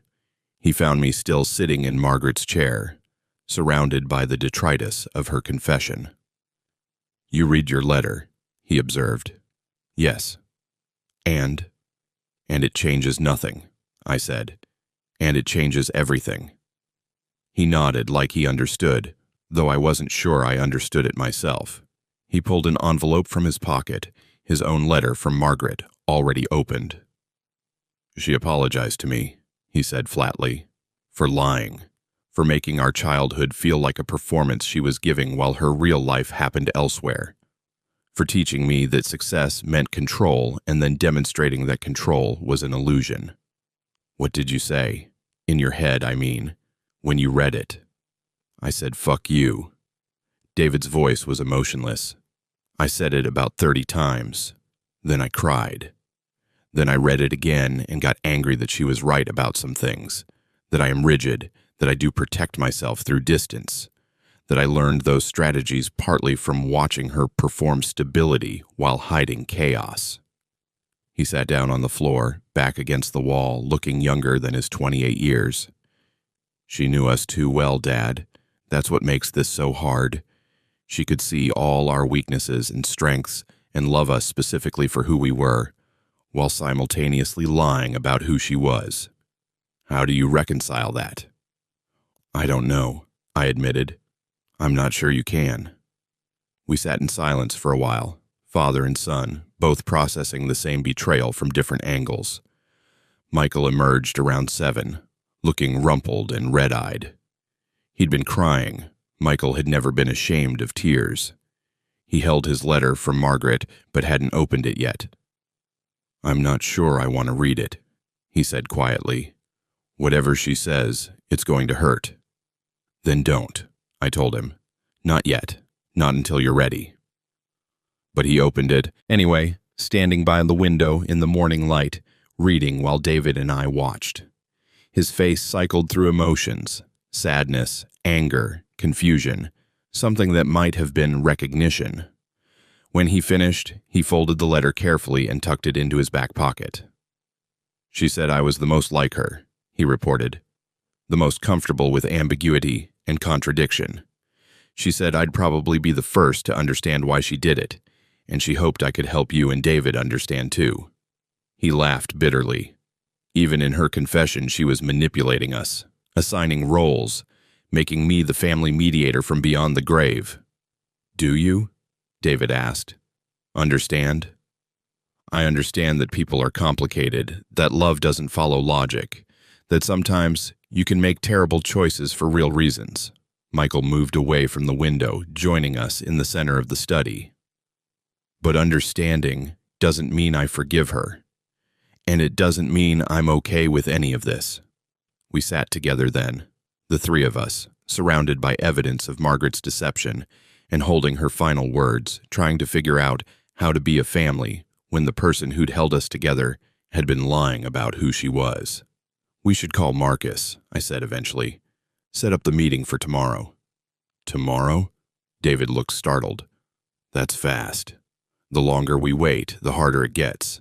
Emma's been waiting a year to see her mother. She deserves to stop waiting. Michael pulled out his phone, found Marcus's number, put it on speaker so we could all hear. Marcus answered immediately, his voice cautious. Hello? Mr. Chen, this is Michael Holloway, Margaret's son. A sharp intake of breath. Michael. Yes, thank you for calling. We want to meet Emma and Anna tomorrow, if that works for you. Silence on the other end, longer than comfortable. Then, tomorrow. Yes, that works. What time? Afternoon? Michael looked at David and me for confirmation. We nodded. 2 o'clock? 2 o'clock is perfect. Would you prefer to meet somewhere public, or would you like to come to the house? The house. The house Margaret had bought with money taken from our family. The house where Emma lived. Where Margaret had played mother to a daughter we didn't know existed. The house, I said, my voice carrying to the phone. We should see where Emma lives. All right, I'll text you the address. Marcus hesitated. Thomas, is that you? Yes. He stopped, started again. Thank you. for doing this. I know it's not easy." "Nothing about this is easy," I said. "See you tomorrow." Michael ended the call. We looked at each other, three men who'd just committed to something irreversible. "I need to go home," David said. "Shower, change, clear my head. I'll come back tonight, and we can drive up together in the morning." "I'll stay," Michael offered. "Help Dad go through the rest of the boxes. Make sure we haven't missed anything important." After David left, Michael and I spent the day systematically working through every document, every photograph, every piece of evidence Margaret had left behind. We created a second copy of everything, scanned documents, backed up files, duplicate photos, creating a record because it felt important to preserve this, even though part of me wanted to burn it all and pretend we'd never found the wall. Around noon, Michael made sandwiches that neither of us really ate. We worked in near silence, the only sounds the rustle of paper and the click of his laptop keys as he organized files.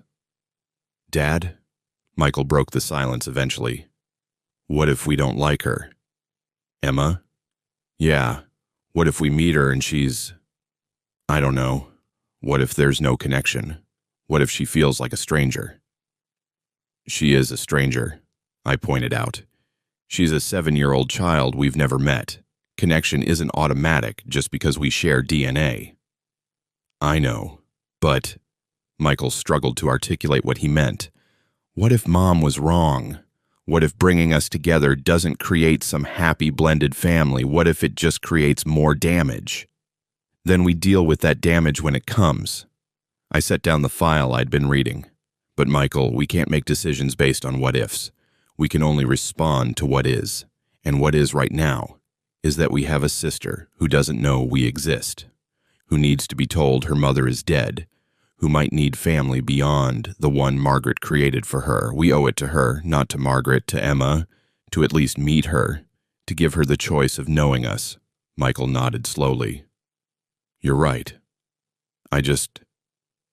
I'm scared." "Me too." We worked until evening, until David returned looking more composed, but no less tense. We ordered Chinese food and ate it at Margaret's desk, our strange vigil continuing. That night, I finally opened Margaret's diary completely, reading it from start to finish.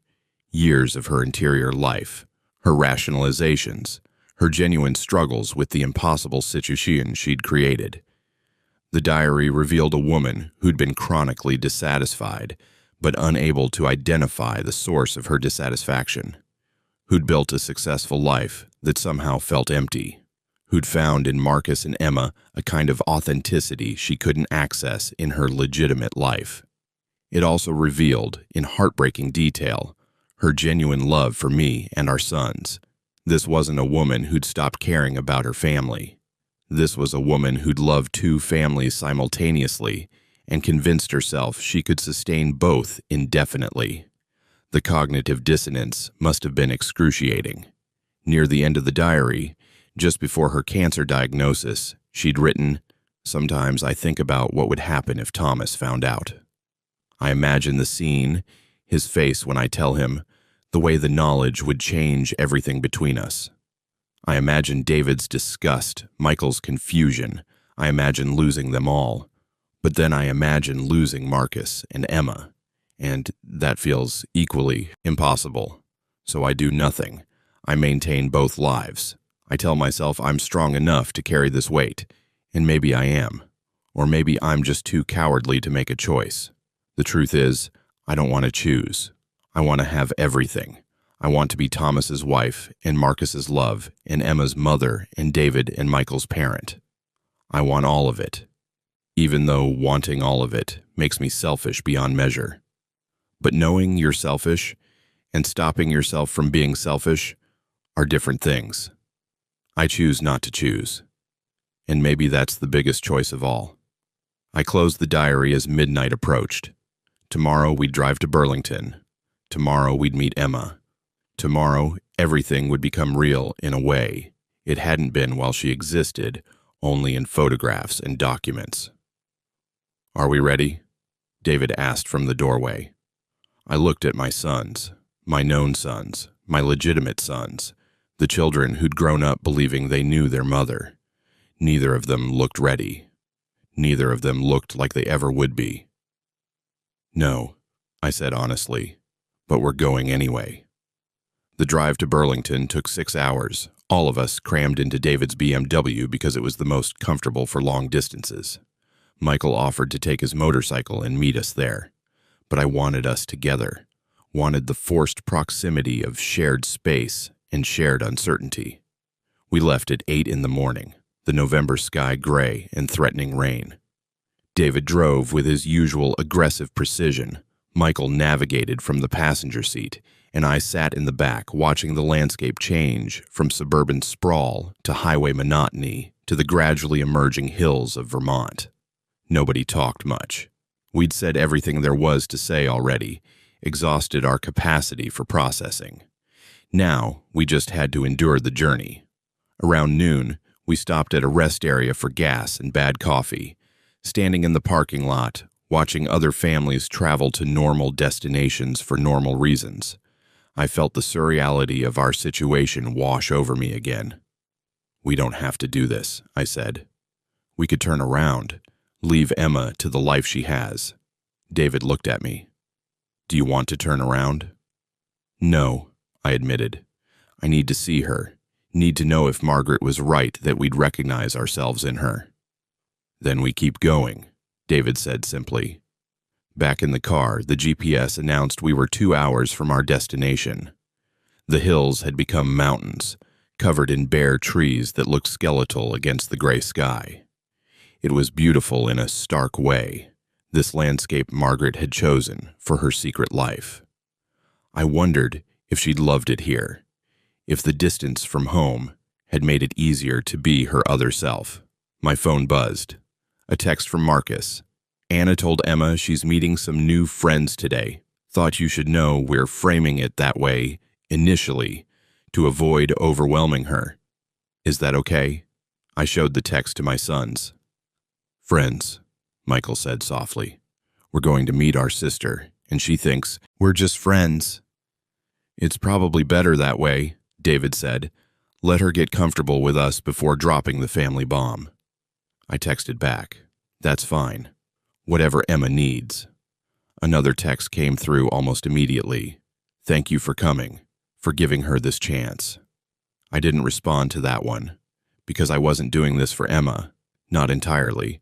I was doing it for myself, to understand, to verify, to confront the living consequence of Margaret's choices. 1 hour, the GPS announced cheerfully, oblivious to the weight of the destination. I stared out the window, at the Vermont landscape, at the mountains and valleys Margaret had driven through dozens of times, and wondered what she'd thought about during these journeys. Did she feel guilty? Excited? Both? Did she rehearse what she'd say when she arrived? Practice being the Vermont version of herself? "We're almost there," David said quietly. "Yes, almost there. Almost to the house where my wife had lived her real life. Almost to the daughter who didn't know she was my daughter. Almost to the moment when Margaret's carefully constructed walls would finally, irreversibly come down." I closed my eyes and tried to prepare for whatever came next. But how do you prepare for meeting a ghost?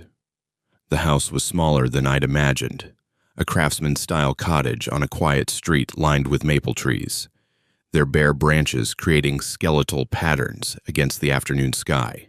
White siding, blue shutters, a small front porch with 2 rocking chairs, and children's rain boots scattered near the door.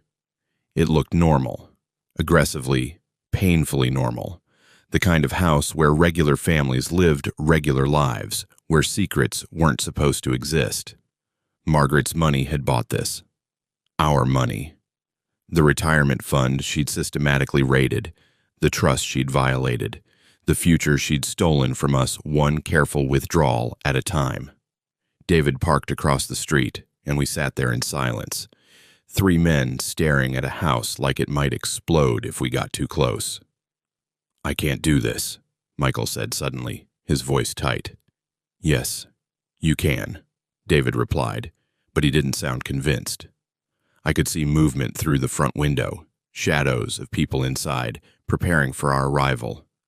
Marcus would be there, probably coaching Emma on how to act around the new friends. Anna would be watching, the 17-year-old who knew everything, who'd helped raise her father's illegitimate daughter, who was probably more nervous than any of us about this meeting. My phone buzzed. "Marcus, we're ready when you are. No pressure, no pressure." As if that were possible. "All right." I opened my car door. "Let's go." The walk to the front door felt endless, like crossing a battlefield during a ceasefire, uncertain whether the peace would hold. David walked slightly ahead, his shoulders squared like he was approaching a business negotiation. Michael lagged behind, his camera hanging unused around his neck. He'd brought it out of habit but hadn't taken a single photo since we'd arrived. I pressed the doorbell, heard movement inside, footsteps approaching. The door opened. Marcus Chen stood there, and for a moment we just looked at each other. Two men who'd loved the same woman, who'd built competing lives around her, who were now supposed to somehow navigate this nightmare together. He was shorter than I'd expected, maybe 5'9", with graying black hair and glasses that gave him a professorial air. He wore jeans and a sweater, deliberately casual, trying to make this feel less momentous than it was. His eyes were kind, but tired, deeply tired, the kind of exhaustion that comes from carrying secrets too heavy for one person. "Thomas," he said quietly. Then to my sons, "David, Michael, thank you for coming." We stepped inside without responding, because what was there to say? The interior matched the exterior, comfortable, lived in, with kids' artwork on the walls and books stacked on every available surface. The smell of something baking filled the air, cookies probably, an attempt at domestic normalcy that felt almost obscene given the circumstances. "Emma's in the kitchen with Anna," Marcus said, closing the door behind us. "She's excited to meet you. She doesn't get many visitors. We keep to ourselves mostly." He paused, his meaning clear. They kept to themselves because Margaret's double life required isolation, required limiting the number of people who might ask questions about the woman who visited regularly but never stayed. Before anyone could respond, a girl appeared in the doorway to the kitchen. Not Emma, Anna. She was tall and slender, with her father's dark eyes and a wariness that aged her beyond 17. She wore black jeans and an oversized flannel shirt, her hair pulled back in a practical ponytail. She looked at us with an expression I couldn't quite read. Curiosity mixed with protectiveness, mixed with something that might have been sympathy. "Hi," she said, her voice steady. "I'm Anna, Emma's sister." Half-sister, I thought automatically. She's Emma's half-sister, just like Emma is my son's half-sister, just like we're all connected by Margaret's deception in ways that make normal family terminology inadequate. "Anna," Michael found his voice first. "It's good to meet you." She nodded, studying us carefully. "Emma's decorating cookies. She made them herself. Well, I helped, but she did most of the work. She's been planning it all morning." A small smile. "She takes hosting very seriously." Then from the kitchen, a child's voice. "Anna, are they here? Can they come in now?" My heart stopped, actually stopped, because that voice, high and sweet, and full of innocent excitement, was Margaret's voice. Not exactly, but close enough that hearing it felt like being haunted. "Yes, Em. Come say hello." Emma appeared beside her sister, and the world tilted. She was small for 7, delicate, with Margaret's blonde hair in 2 braids and eyes that were neither mine nor Margaret's, but somehow reminded me of both. She wore a purple dress with a dinosaur pattern, practical meets whimsical, and had flour on her cheek. She looked at us with open curiosity, no fear, no hesitation, just the uncomplicated friendliness of a child who'd been told strangers were friends she hadn't met yet. "Hi," she waved enthusiastically. "I'm Emma. I'm 7 3/4. Are you the new friends Daddy told me about? I couldn't speak, couldn't move, because Margaret was right there, in Emma's face, in the particular tilt of her head, in the way she smiled with her whole face, in the intelligence visible behind her cheerfulness. But there was also David's serious eyebrows and Michael's gentle warmth and something of my own mother in the shape of her chin. She was ours, undeniably, heartbreakingly ours. Yes, Michael managed, his voice rough. Yes, I'm Michael. This is my brother David, and this is our dad, Thomas. Emma's eyes went wide. Your brothers? That's so cool. Anna's my sister, but I always wanted a brother. Do you have any sisters? The question hung in the air, weighted with irony. Just each other, David said carefully. For now. Emma seemed satisfied with that answer. She grabbed Michael's hand, just reached out and took it like they'd known each other forever, and pulled him toward the kitchen. Come see the cookies. I made them shaped like dinosaurs, because dinosaurs are the best. Do you like dinosaurs? Michael looked back at David and me, his expression stricken, but let himself be towed away by this small girl who didn't know she was pulling her brother into her orbit. Anna had stayed in the doorway watching the interaction with that same unreadable expression. She's been like this all morning, she said quietly. Excited.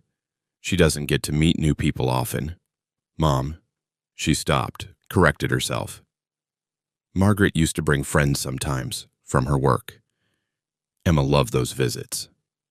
Margaret had brought colleagues here, let them meet Emma, see the house, participate in the fiction she'd constructed. The layers of deception just kept multiplying.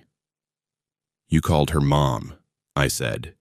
It came out more accusatory than I'd intended. Anna met my eyes steadily.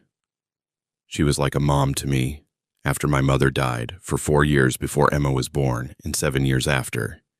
She wasn't trying to replace my mom, and I didn't let her. But she was. Anna's voice softened. She was kind to me, patient. She listened when I needed to talk about my mother. She helped me through the grief. So yes, I called her Mom sometimes. Is that wrong? No.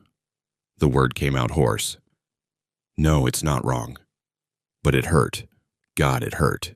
Because here was another child who'd needed Margaret, who'd received her attention and care, who'd loved her and been loved by her, while David and Michael, her actual sons, had been getting the increasingly distant version of their mother, the one who was always traveling, always busy, always somehow not quite present even when physically there. Marcus had been silent during this exchange, standing slightly back, letting us process. Now, he cleared his throat. Would you like something to drink? Coffee? Water? Coffee, David said. Black. We followed Marcus into the kitchen, where Emma had Michael trapped at the counter, excitedly explaining her cookie decorating strategy. The kitchen was warm and cluttered in a way that suggested actual life happened here. Dishes in the sink, papers on the table, a child's drawings magnetized to the refrigerator. One of the drawings showed 4 stick figures labeled Daddy, Anna, Emma, and Mommy. Mommy was drawn taller than the others, with yellow hair and a big smile. I looked away before anyone could see the expression on my face. Emma had successfully convinced Michael to help decorate a T-Rex cookie and was now critiquing his frosting technique with the seriousness of a master chef. No, you have to do the scales first, then the eyes. Otherwise, it looks wrong. I see. Michael's hands shook slightly as he piped green frosting. Like this? Better. You're learning. Emma beamed at him, then noticed the rest of us. Do you want to decorate cookies too? There's lots of dinosaurs left. I made a stegosaurus and a triceratops and a pterodactyl, even though pterodactyls aren't technically dinosaurs. They're pterosaurs, but they're from the same time period, so I counted them. Smart. She was smart, with that particular kind of childhood expertise that comes from passionate interest. Margaret had been like that as a child, according to stories her mother told, obsessed with animals, memorizing taxonomies, correcting adults on scientific details. Maybe in a bit, I said, my voice sounding strange to my own ears. We just got here. Okay. Emma returned her attention to Michael, already moving on. Children lived in the present tense, didn't dwell on adult discomfort. Can you do the spikes on the Stegosaurus? They have to be perfect. Marcus handed me coffee in a mug that said, "World's okayest dad." A gift from Anna, probably the kind of gentle mockery that suggested real affection. We stood awkwardly in the kitchen, 3 adult men watching a child decorate cookies with her unknowing half-brother. And I felt the absurdity of the situation settle over me like a heavy coat. This was supposed to be wrong, felt like it should be wrong. And yet Emma's happiness was so genuine, her excitement so pure, that it was hard to maintain the anger I'd been carrying. She talks about Margaret every day, Marcus said quietly, meant only for David and me. Asks when she'll visit, whether she's feeling better, if we can call her. I keep making excuses.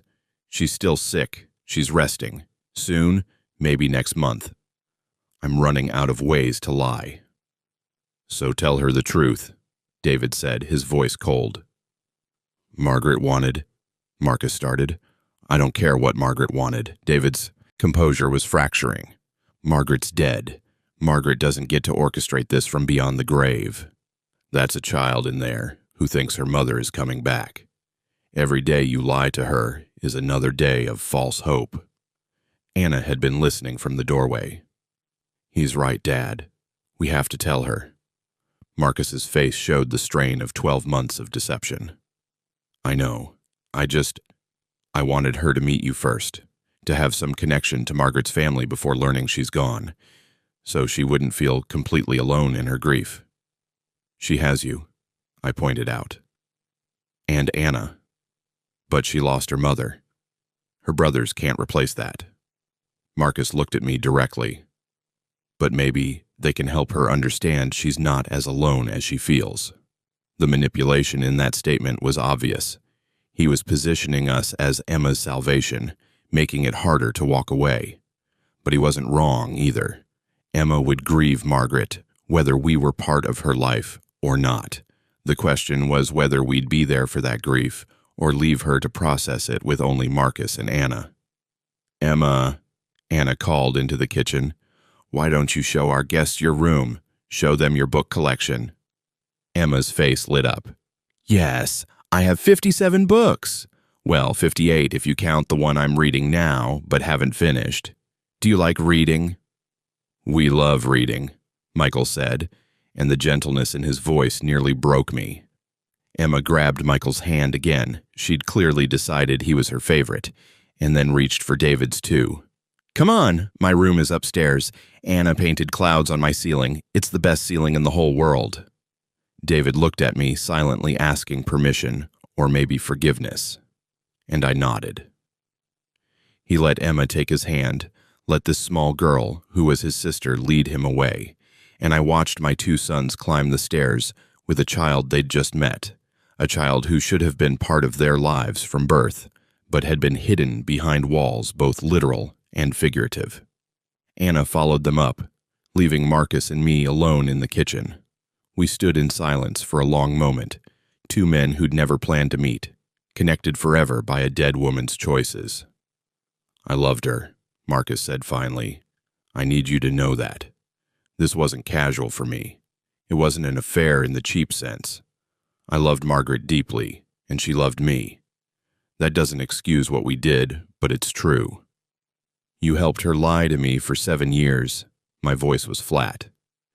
You accepted her money, let her buy you a house, watched her maintain a marriage she'd essentially abandoned. You knew I existed, knew David and Michael existed, and you participated in their deception anyway. Yes. No defensiveness, just acknowledgement. I did all those things, and I've thought about you more than you probably imagine. Wondered what kind of man you were, whether Margaret would have been happier if she'd just committed to you fully instead of trying to have both of us. whether I was a coward for accepting the situation as it was instead of demanding she choose. And what did you conclude? Marcus smiled sadly. That I was absolutely a coward, that love doesn't excuse selfishness, and that Margaret was capable of loving two men simultaneously, which shouldn't be possible, but apparently is. He set down his coffee mug. But here's what I also concluded. Emma exists. Whatever the circumstances of her creation, whatever the mess that brought her into being, she's here now. She's real. And she deserves better than the situation we adults created. We didn't create anything, I said sharply. You and Margaret created this. Don't include me in your collective guilt. You're right. Marcus nodded. I'm sorry, that was unfair. From upstairs, we heard Emma's voice, high and excited, talking about her books. Heard Michael's lower voice responding, asking questions. Heard David's rare laugh, short but genuine, at something Emma said. They're good with her, Marcus observed. They're good people. Margaret and I raised them to be good people, which makes this whole situation even more fucked up because she taught them honesty and integrity while systematically violating both. Marcus was quiet for a moment. Then, there's something you should know about the end, the last time Margaret was here. My stomach clenched. When? 3 weeks before she died. She shouldn't have been traveling. The cancer was advanced, the pain was severe. But she insisted. Said she needed to say goodbye to Emma properly, even though Emma didn't know it was goodbye. Marcus's voice roughened. She spent 2 days here, played with Emma, read her stories, took videos of them together. She was so weak she could barely walk, but she did it anyway. I thought she was at a hospice facility those days, I said slowly. Final arrangements with the palliative care team. She was here. Anna and I helped her. Made sure Emma didn't notice how sick she was. It nearly killed her. The drive, the effort of pretending to be okay, but she insisted. Marcus met my eyes. She loved Emma, Thomas, as much as she loved you and your sons. Maybe that's the hardest part to accept, that her love was real for all of you. Before I could respond, footsteps thundered down the stairs.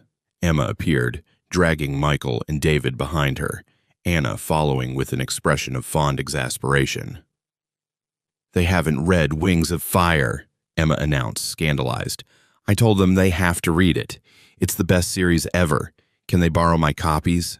That's very generous, Marcus said, but maybe ask them if they'd like to borrow them first. Emma looked up at Michael with absolute confidence. You'll like them. They're about dragons. Dragons are almost as cool as dinosaurs. Then I definitely want to read them, Michael said, seriously. Emma released his hand and did a little jump of excitement. Then she looked at me, really looked at me for the first time, and her face grew thoughtful. You have sad eyes, she observed with the brutal honesty of childhood, like you lost something. The words hit like a physical blow. I couldn't speak, couldn't breathe. Anna said gently. That's not. It's okay. I crouched down so I was at Emma's eye level, looked at this child who is Margaret's daughter, my daughter genetically, a stranger and family simultaneously. I did lose something, someone important to me. Was it your mommy? Emma asked, her voice sympathetic. My wife, I said carefully. Someone I loved very much. Emma nodded gravely, like this made perfect sense. My mommy's been sick. She can't visit right now, but she'll get better. Daddy says she'll get better soon. Across the room, Marcus's face crumpled slightly.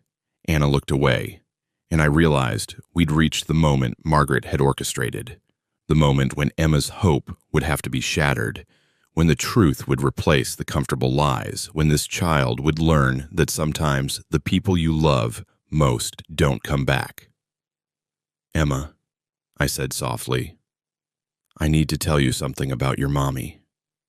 Marcus made a small sound of protest, but Anna put a hand on his arm, stopping him.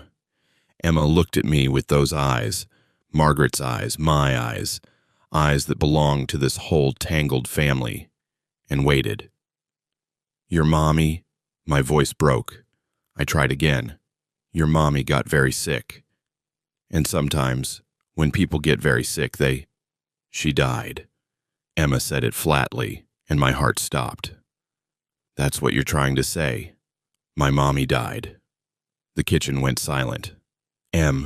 Marcus moved toward her, but Emma stepped back. She's not coming back, Emma continued, her voice small but steady. She's never coming back. That's why you've been sad, Daddy. That's why Anna keeps crying at night when she thinks I'm asleep. That's why everyone's been lying to me.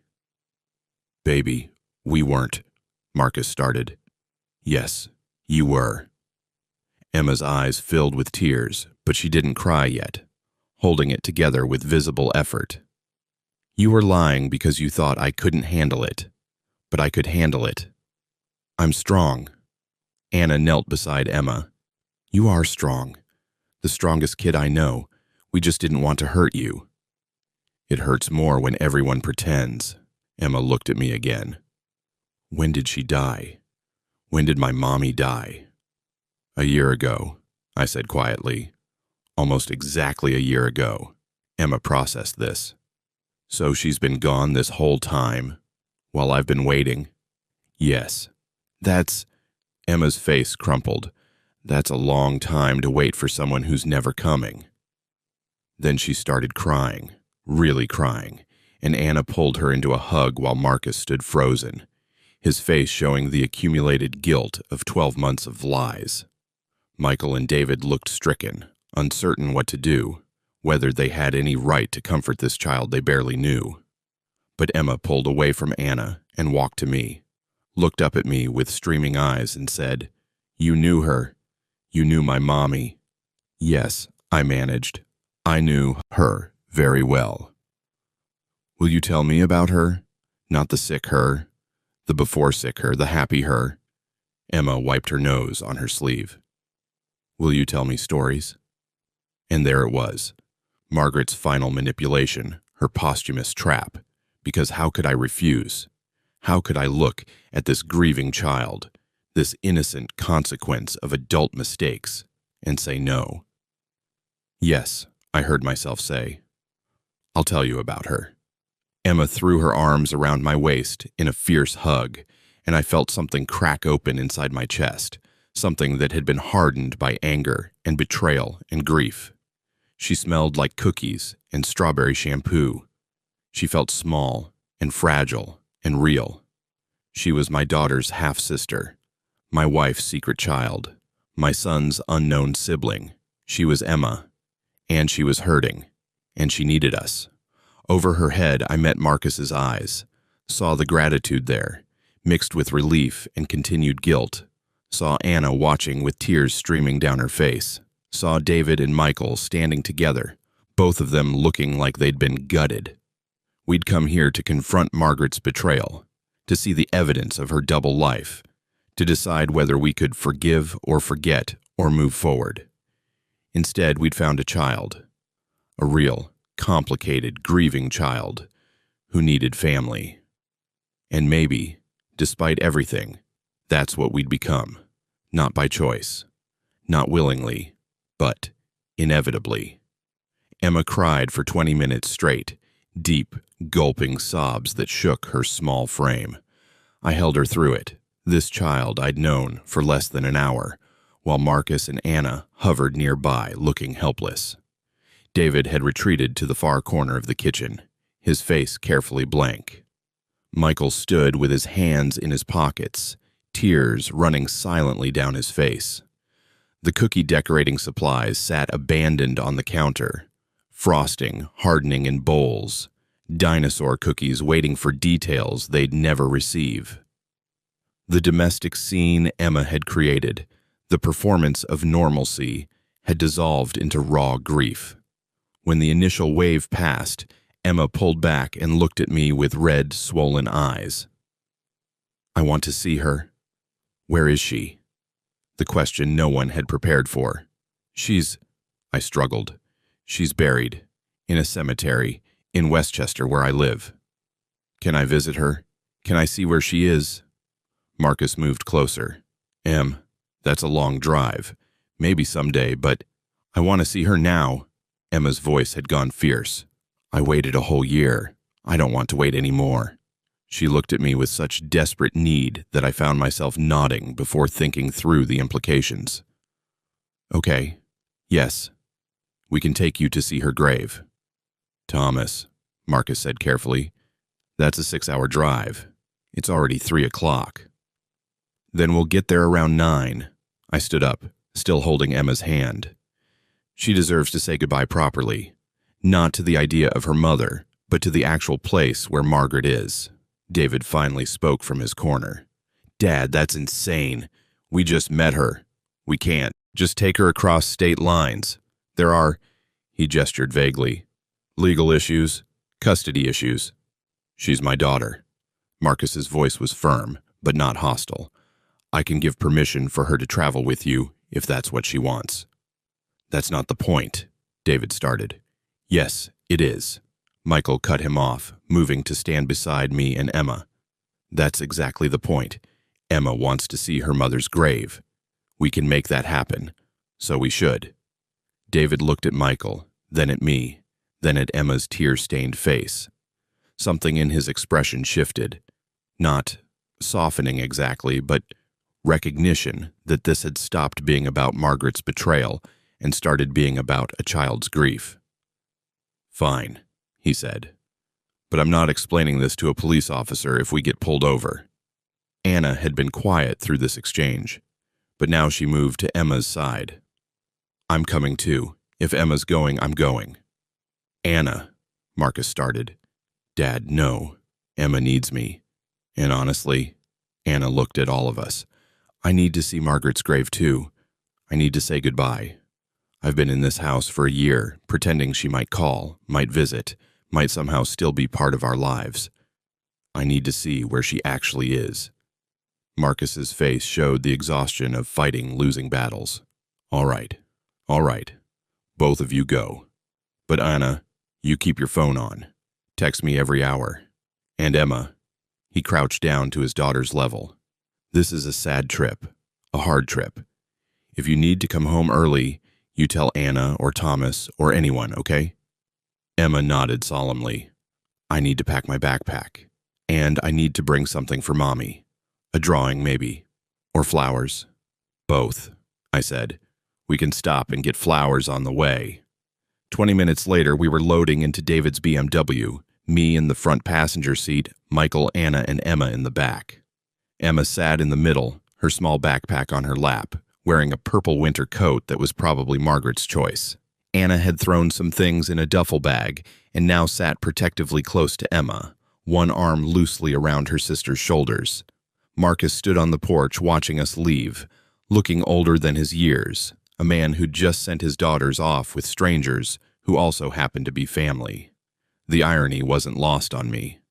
As David pulled away from the curb, Emma pressed her face to the window, watching her house disappear.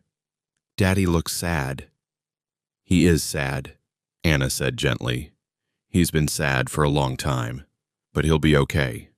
Will I be okay? The question hung in the car, unanswerable. Eventually, I said, because it felt wrong to lie, but impossible to promise. Not today, maybe not tomorrow, but eventually, yes. The sad gets smaller. It doesn't go away, but it gets small enough that you can carry it. Emma considered this. How long does it take for the sad to get smaller? Different for everyone. Michael turned to look at her. For me, it took about 6 months before I could think about our mom, your mom, without feeling like I couldn't breathe. For David, it took longer. For our dad, it's still happening. Are you sad about her too? Emma asked, her voice small. Yes, Michael said simply. Very sad. She was our mom too. Emma's eyes widened as something clicked into place. Wait, your mom. She was your mom. She looked between Michael and David, then at me. So that means... Anna pulled Emma closer. Em, let's talk about this later, okay? when you're ready to hear the whole story. But Emma was already working it out, her sharp mind connecting pieces. You said your wife died, and your wife was my mommy. So your wife was my mommy and their mom. She pointed at David and Michael, which means you're... She stopped, her face cycling through confusion and realization. Are you my brothers? The silence in the car was absolute. Michael recovered first. Yes, half-brothers technically, but yes. And you're my dad? Emma looked at me with something between hope and fear. No. The word came out firmer than I intended. Marcus is your dad. He raised you. He loves you. He's been there for you. What was I? I'm connected to you through your mom. That's all. Emma processed this, her 7-year-old brain working to categorize relationships that didn't fit normal patterns. So you're like an uncle or a grandfather? Something like that, I said, though neither term fit. Okay, she seemed satisfied with that, or at least willing to accept it for now. She leaned against Anna, suddenly exhausted, the emotional roller coaster of the afternoon catching up with her. Anna, can you tell me a story, one of the made-up ones? Anna started speaking softly, spinning a tale about a princess who could talk to dinosaurs. Emma's eyes drifted closed as she listened, her breathing gradually evening out. Within 10 minutes, she was asleep. The adults in the car exhaled collectively. That went well, David said, his voice dripping with sarcasm. She handled it better than we did, Michael countered. She's 7. She doesn't understand what she just learned. David's hands were tight on the steering wheel. She doesn't understand that her mother had 2 families, that her existence is the result of years of systematic deception, that her brothers are strangers who didn't know she existed until 3 days ago.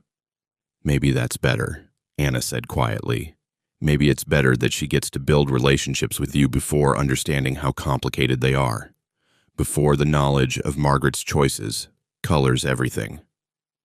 We drove in silence for a while, Vermont landscape giving way to highway monotony. Emma slept on, her head on Anna's shoulder, occasionally making small sounds of distress that Anna soothed without waking her. Tell me about her, Anna said eventually, her voice barely above a whisper. About Margaret, before she got sick.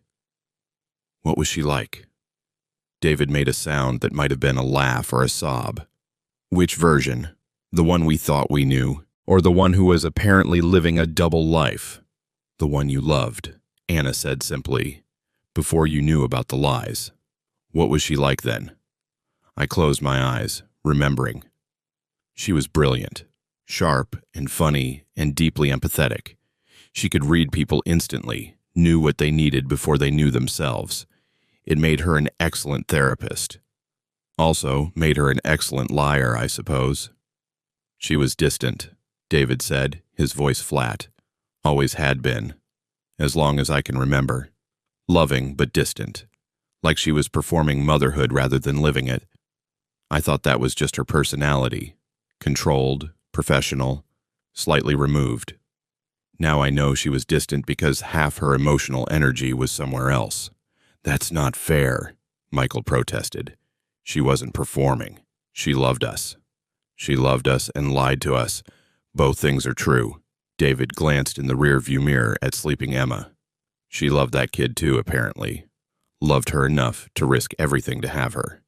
Loved her enough to buy a house and build a life here. Loved her enough to spend her last mobile days driving to Vermont to say goodbye properly. So maybe she was capable of real love. She just wasn't capable of honesty. Anna was quiet for a moment. Then, she was good to me. After my mom died, I was angry at everything. Angry at my dad for grieving, angry at my mom for leaving, angry at myself for not being enough to make her want to stay alive. Her voice wavered. Margaret didn't try to fix me. She just listened. Let me be angry. Told me that grief didn't have rules, that I didn't have to be okay on anyone's timeline. She was the first adult who treated my feelings as valid instead of problems to solve. That sounds like her, I said. That's the Margaret I knew. The one who sat with people in their worst moments and made them feel less alone. So how do we reconcile that? Michael asked. How do we reconcile the woman who helped Anna through grief with the woman who deceived her own family for years? Maybe we don't, I said. Maybe we just accept that people are capable of both kindness and cruelty, often simultaneously. That Margaret could be genuinely good to Anna and Emma and Marcus while being genuinely terrible to us. That she contained multitudes, and some of those multitudes were in direct conflict with each other. That's a very generous interpretation, David said. It's not generous, it's exhausted. I looked out at the darkening highway. I'm too tired to make Margaret into a villain. I'm too tired to make her into a saint either. She was just a person who made catastrophic choices and tried to manage the fallout by building walls. We stopped for gas and food around 6. Emma woke up disoriented and sad, the reality of her mother's death settling over her again now that sleep's mercy had lifted. Anna took her to the bathroom while we filled the tank and bought sandwiches no one wanted to eat. She'll need therapy, Michael observed, watching Emma through the gas station window. This is going to fuck her up. She'll need more than therapy, David said. She'll need family, stability, someone who isn't lying to her about fundamental realities. She has Marcus and Anna, who are grieving too, who are dealing with their own complicated feelings about Margaret. David looked at me. Dad, what are we actually doing here? We're driving a traumatized 7-year-old to see her mother's grave, and then what? We drop her back in Vermont and go home? We stay in touch? We pretend we're uncles who care about their niece? I don't know, I admitted. I'm improvising. That's not good enough. Emma needs... David stopped, frustrated. She needs more than improvisation.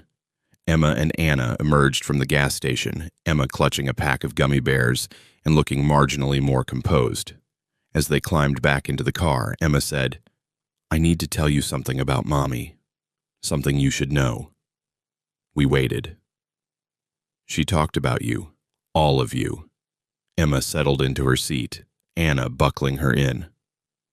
She told me I had brothers, but I thought she meant like imaginary brothers, like make-believe. But she said David was smart and serious, and Michael was kind and creative, and Thomas, she looked at me. She said you were the steadiest person she knew, like a tree with really deep roots. The description hit me harder than expected, because that's exactly what I'd been in our marriage, steady, rooted, immovable, while Margaret had been the wind, apparently moving wherever she wanted. When did she tell you this? Michael asked gently. The last time she visited. She was really tired, and she kept coughing, but she wanted to read me stories. And she said, Emma's voice wavered. She said that someday I'd meet my brothers, and when I did, I should tell them she was sorry for making everything so complicated. She said they'd understand when they met me. Classic Margaret, David muttered, apologizing through a 7-year-old. She also said, Emma paused, like she was trying to remember exactly. She said family isn't just the people you live with. It's the people who help you carry your sad. And that when I met you, you'd help me carry mine. The manipulation of it, using a child to deliver emotional messages, to soften us up, to make us feel responsible, should have made me angry. But instead, I just felt tired. Because Margaret was right, wasn't she? We were going to help Emma carry her sad, whether we'd chosen to or not. She'd engineered that outcome as surely as she'd engineered everything else. We drove on. Emma fell asleep again, woke up again, cried a little, ate her gummy bears, asked questions about Margaret that we tried to answer honestly but not completely. Anna watched over her with protective intensity, occasionally texting Marcus updates. By the time we reached Westchester, it was past 9 and fully dark. The cemetery would be closed, probably locked. But I had a key. Cemetery staff had given it to me after Margaret's burial, knowing I'd want to visit at odd hours. "We're almost there," I told Emma, who'd been quiet for the past 30 minutes. "Is it scary, the cemetery?" "No," I said honestly. "It's peaceful. Margaret would have liked it." We pulled through the cemetery gates, David navigating the narrow roads, with his headlights cutting through darkness. Other graves stood in rows, marked by headstones and monuments, and small American flags. Normal deaths, normal grief, normal families visiting their normal dead. Margaret's grave was in the newer section, under an oak tree. I'd chosen the spot because she'd loved oak trees, had said once they reminded her of permanence. The irony of giving her something permanent when she'd spent her life in motion wasn't lost on me. David parked and we all got out, the November air cold enough to see our breath. Emma held Anna's hand tightly, looking small and scared in the darkness. "It's this way," I said, leading them across the grass. The headstone was simple: Margaret's name, her dates, and a line from a Mary Oliver poem she'd loved. "Tell me, what is it you plan to do with your one wild and precious life?" Looking at it now, knowing what I knew, the quote felt like mockery. Margaret had done plenty with her one wild and precious life. She'd just done it secretly, harmfully, at everyone else's expense. Emma stared at the headstone for a long time. Then, quietly, "That's really her? Under there?" "Yes," Anna said gently. "That's where her body is. But the part of her that made her mom, the part that loved you and told you stories and made you cookies, that part is somewhere else. Maybe nowhere. Maybe everywhere. But not here." "Where then?" Anna gestured vaguely at the sky. "I like to think she's in the stars, watching us, still being nosy about our lives, still trying to fix things from a distance." Emma considered this. Then she opened her backpack and pulled out a drawing, crayon on construction paper, showing a woman and child holding hands under a sun. "I made this for her, in the car while I was awake but pretending to sleep. Can we leave it here?" "Yes," I said. Emma placed the drawing on the grass in front of the headstone, weighing it down with a small rock she found nearby. Then she just stood there, a tiny figure in a purple coat, looking at her mother's name carved in stone. "I'm mad at you," she said to the headstone, her voice small but clear. "You left me. You got sick, and you left me, and you didn't even say goodbye properly. Daddy says you loved me, but if you loved me, you would have stayed. You would have tried harder. You would have—" Her voice broke. "You would have told me you were dying, so I could have been ready." Beside me, Michael was crying silently. David had his jaw clenched so tight I could see the muscles working. Anna had her hand over her mouth. "But I love you anyway," Emma continued. "Even though I'm mad, I love you and I miss you, and I wish you could see how good I'm doing in school. I'm reading chapter books now, big ones. And I learned to swim, and I can do a cartwheel almost perfectly. You'd be proud of me." She fell silent, and we stood there in the dark cemetery, 6 people connected by one woman's complicated legacy, bearing witness to a child's grief. After a while, Emma turned to me. "Can we come back to visit her? I don't want her to be alone all the time." "Yes," I said, and meant it.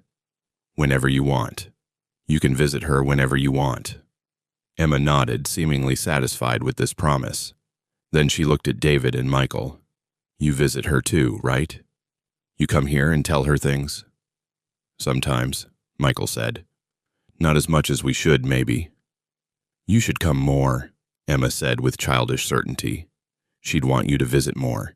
She'd want us all to visit together, like a family." Like a family. The words hung in the cold November air, and I realized Emma had articulated what we'd all been dancing around. Margaret had created a family, multiple families, overlapping and impossible, and now that she was gone, we were left to figure out what shape that family would take.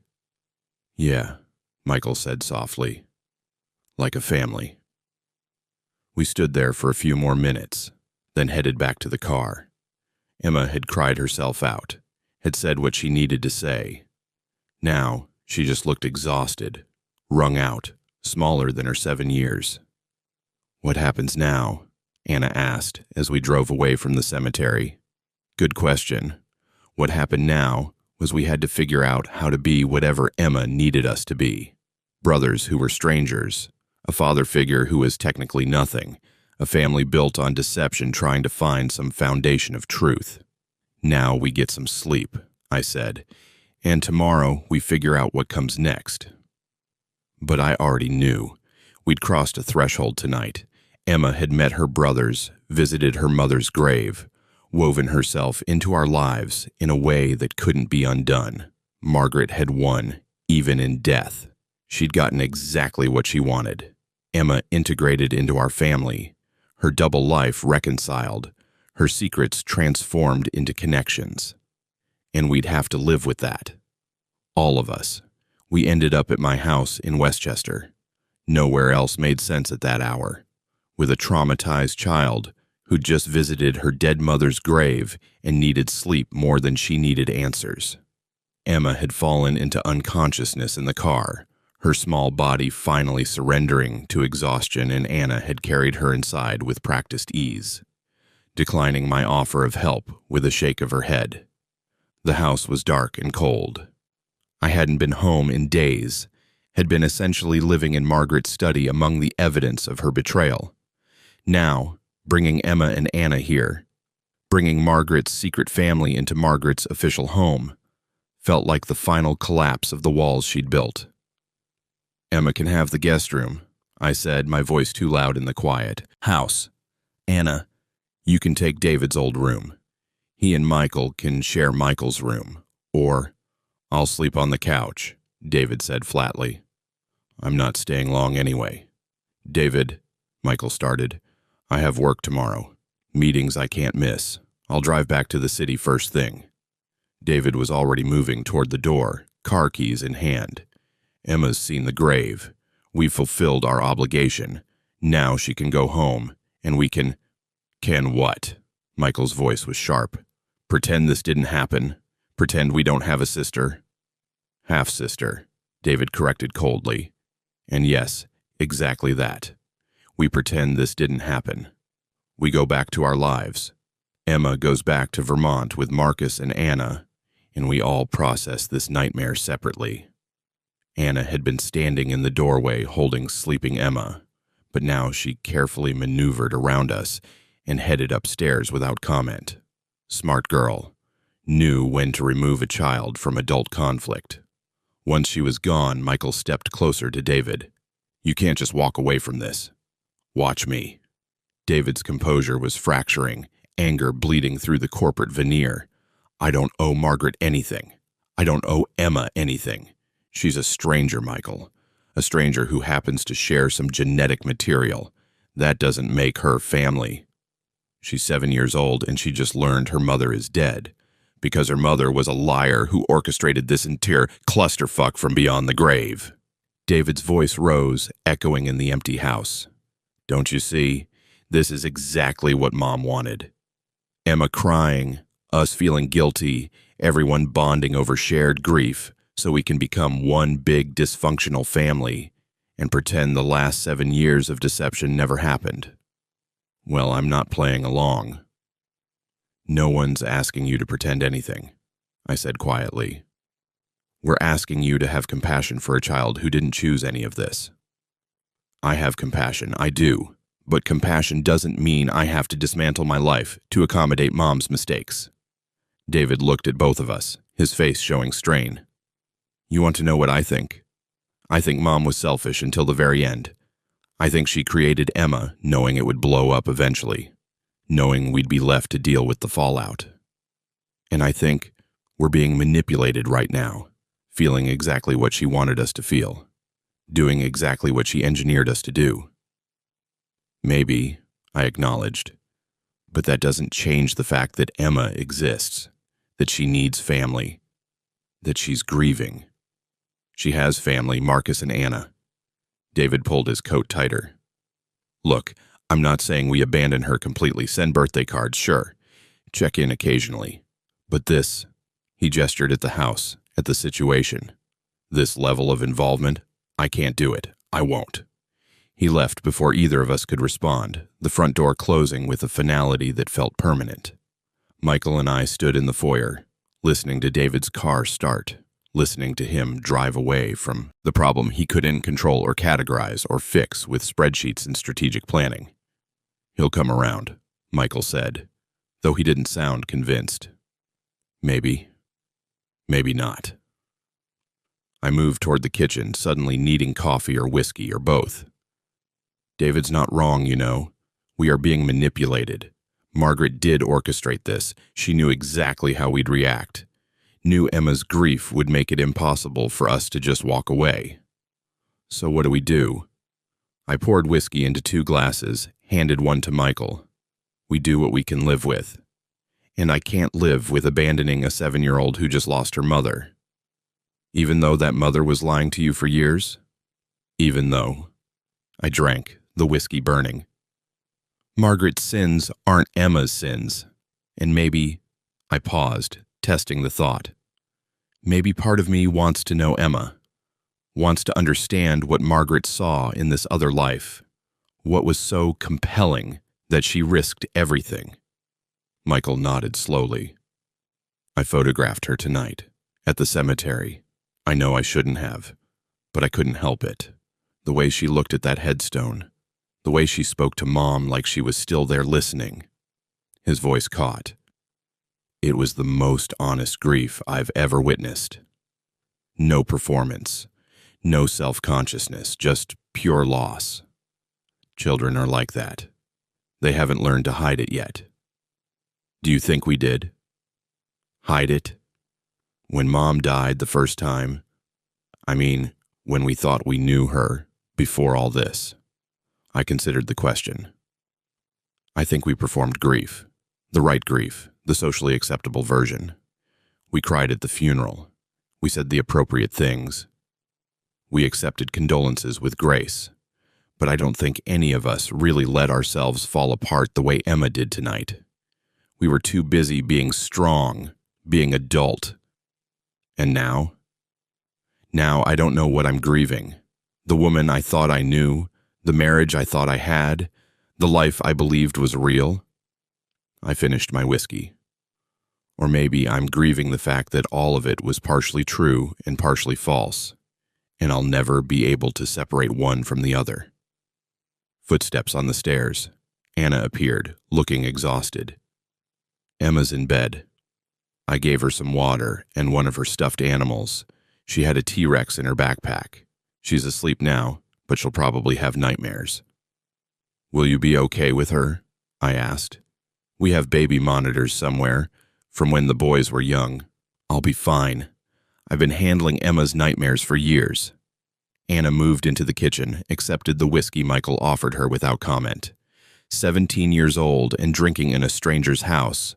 Another line blurred, another conventional boundary dissolved. Can I ask you something? Of course. Why didn't you just turn around? When you found out about Emma, about all of it, why didn't you just decide she wasn't your problem and move on with your lives? I exchanged glances with Michael. I don't know. Part of it is that Emma deserves better than being abandoned by another parent figure. Part of it is that I need to understand what Margaret was thinking. And part of it, I paused. Part of it is that walking away would feel like letting Margaret win, like letting her keep her secrets, even in death. This way, by engaging with Emma, by confronting the reality of what she did, I'm refusing to let her control the narrative anymore. Anna sipped her whiskey, grimaced at the taste, but drank anyway. Margaret talked about you a lot, especially near the end, when she knew she was dying. She said you were the best man she'd ever known, which used to make me angry because if you were so great, why was she with my dad? But now I think I understand. You were good in a way that didn't demand anything from her. You let her be who she needed to be without asking questions. I was oblivious, I corrected. Not understanding. Oblivious. Maybe both. Anna set down her glass. She said you deserved better than what she was giving you, that you deserved honesty and full presence in all the things she couldn't provide. She felt guilty about that, but not guilty enough to stop, which is pretty fucked up, honestly. Very fucked up, Michael agreed. We sat in silence for a moment, three people from Margaret's different lives, trying to make sense of her choices.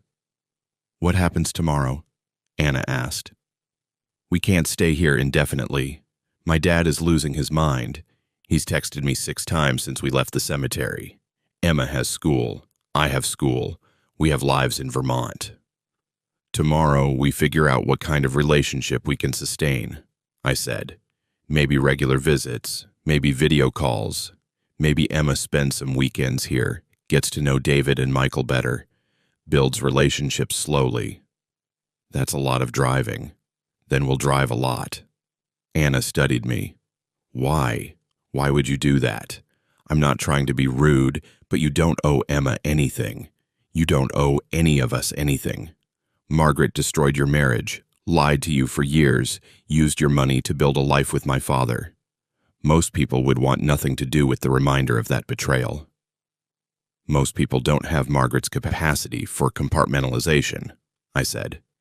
She managed to love multiple people simultaneously, to maintain multiple realities. Maybe I inherited some of that capacity from 32 years of marriage to her. Maybe I can love Emma while also being angry at Margaret. Both things can be true. That's what Margaret used to say, Anna said softly. Both things can be true. It was her favorite phrase.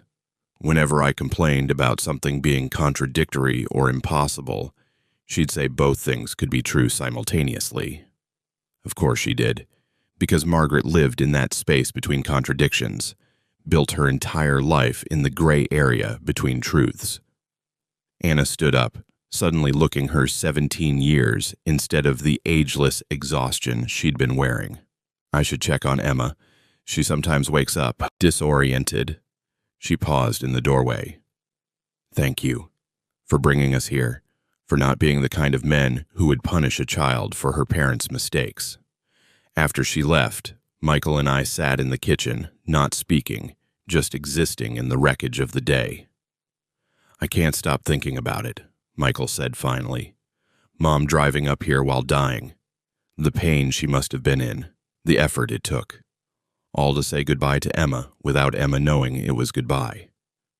It was cruel, I said, to Emma and to us. If she'd just told the truth while she was alive, we could have all said proper goodbyes. Emma could have understood what was happening. But Margaret couldn't be honest, even at the end. Or maybe she was trying to protect Emma, keep her innocent a little longer. Michael turned his glass in circles on the counter. I don't know, Dad. I keep trying to find the version of Mom's story where she's not a villain, where her choices make sense. But every time I think I understand, I remember another lie, another layer of deception. Maybe there is no version where she's not a villain, I said. Maybe we have to accept that people can be good and bad simultaneously, that Mom helped countless patients while destroying her own family, that she loved Emma genuinely while betraying us completely, that she was both the woman we loved and the woman we never really knew. Both things can be true, Michael echoed Anna's words. Yes, both things can be true. We finished our drinks in silence. Then I showed Michael to his old room, unchanged since he moved out at 22, still decorated with his high school photography awards and concert posters from bands he'd long since outgrown. The house was a museum of our old life, the one where Margaret was who we thought she was, where our family was what it appeared to be. I passed the guest room on my way to my own bedroom and heard soft murmuring, Anna's voice soothing, and Emma's sleepy responses. The sound of one sister comforting another, their relationship unaffected by Margaret's deceptions because they'd known the truth all along. In my bedroom, the bedroom I'd shared with Margaret for decades, I stood at the window looking out at the dark garden, The oak tree she'd planted when we first moved in swayed in the wind, its bare branches scraping against the sky. My phone buzzed. A text from Marcus. Anna says you made it safely. Thank you for taking Emma to the grave. She needed that, even if it hurt. I typed back. She handled it with more grace than any of us. His response came quickly. She's Margaret's daughter. Grace under pressure was something Margaret excelled at, even when the pressure was self-created. I stared at that last line. Even when the pressure was self-created. That had been Margaret's entire life, hadn't it? Creating impossible situations and then managing them brilliantly, building elaborate structures that required constant maintenance, lying with such conviction that the lies felt like truth. Another text from Marcus. What happens now with Emma and your family? I didn't know how to answer that. What did happen now? David wanted nothing to do with this situation. Michael was willing but uncertain, and me, I was standing in my dead wife's bedroom. Texting with her lover, trying to figure out how to be family to their daughter. We'll figure it out, I typed back. One day at a time. Thank you, Marcus replied. For not hating her. Emma, I mean. For being able to separate her from what Margaret did. I don't hate Emma, I wrote. I'm not sure what I feel yet, but it isn't hate. I set the phone down and lay on the bed, fully clothed, staring at the ceiling. Margaret used to lie here beside me, her breathing steady in sleep, her presence solid and real and completely false. How many nights had she lain here thinking about Vermont, about Marcus and Emma, about the life she was living in pieces? Sleep didn't come. Instead, I lay there remembering fragments, Margaret laughing at something on television, Margaret reading in bed, her glasses perched on her nose. Margaret, during those 6 weeks when she'd been at a retreat, but had actually been in Vermont, giving birth to Emma. I'd called her almost every night during those weeks, chatted about mundane things while she recovered from a C-section I didn't know about, while she held a newborn I didn't know existed. The deception had been so complete, so sustained, that thinking about it felt like trying to hold water. It kept slipping through my fingers, reforming into new shapes of betrayal. Around 3 in the morning, I heard footsteps in the hallway, a soft knock on my door. Come in, I said, assuming it was Michael, unable to sleep. But it was Emma, small in her purple pajamas, clutching her T-Rex, her face pale in the dim light from the hallway. I had a nightmare, she whispered. Anna's asleep and I didn't want to wake her up. Come here. I sat up, made room on the bed beside me. Emma climbed up, arranged herself with her T-Rex, sat there not quite touching me, but close enough that I could feel her warmth. I dreamed that Mommy came back, but when I tried to hug her, she turned into smoke. That sounds scary. It was, but also sad, because even in the dream, I knew she wasn't really back. I knew it was just pretend. Emma clutched her T-Rex tighter. Do you have nightmares about her? Sometimes. What are they about? I considered lying, giving her the sanitized version, but Emma had already experienced enough lies. I dream that I'm talking to her, telling her about my day, and she's smiling and nodding. But then I notice her smile is wrong, too wide, or at the wrong times, and I realize I'm talking to someone who looks like her but isn't her, that the real her left a long time ago and I never noticed. Emma thought about this. That's scarier than my dream. Maybe. Was she good at pretending? Mommy. The best, I said honestly. So good that no one knew she was pretending. But you know now, you and David and Michael, you know she was pretending to be only your family when she was also our family. Emma picked at her pajamas. Does that make you hate her? The question a child shouldn't have to ask. The question that revealed how much Emma understood despite her age. No, I said slowly. It makes me sad, confused, angry sometimes, but not hate. I paused, trying to find words a 7-year-old could understand. I think your mommy made choices that hurt a lot of people, but she made those choices because she loved you. And love, even complicated love, isn't something to hate. Did she love you too, when she was loving us? I think so, in her way. Emma nodded, seemingly satisfied. Anna says people can have big enough hearts to love multiple families. That love isn't like cake, where if you give some away, you have less. Love is more like candles. You can light lots of candles from one candle, and they're all still bright. Anna's a smart sister. The smartest.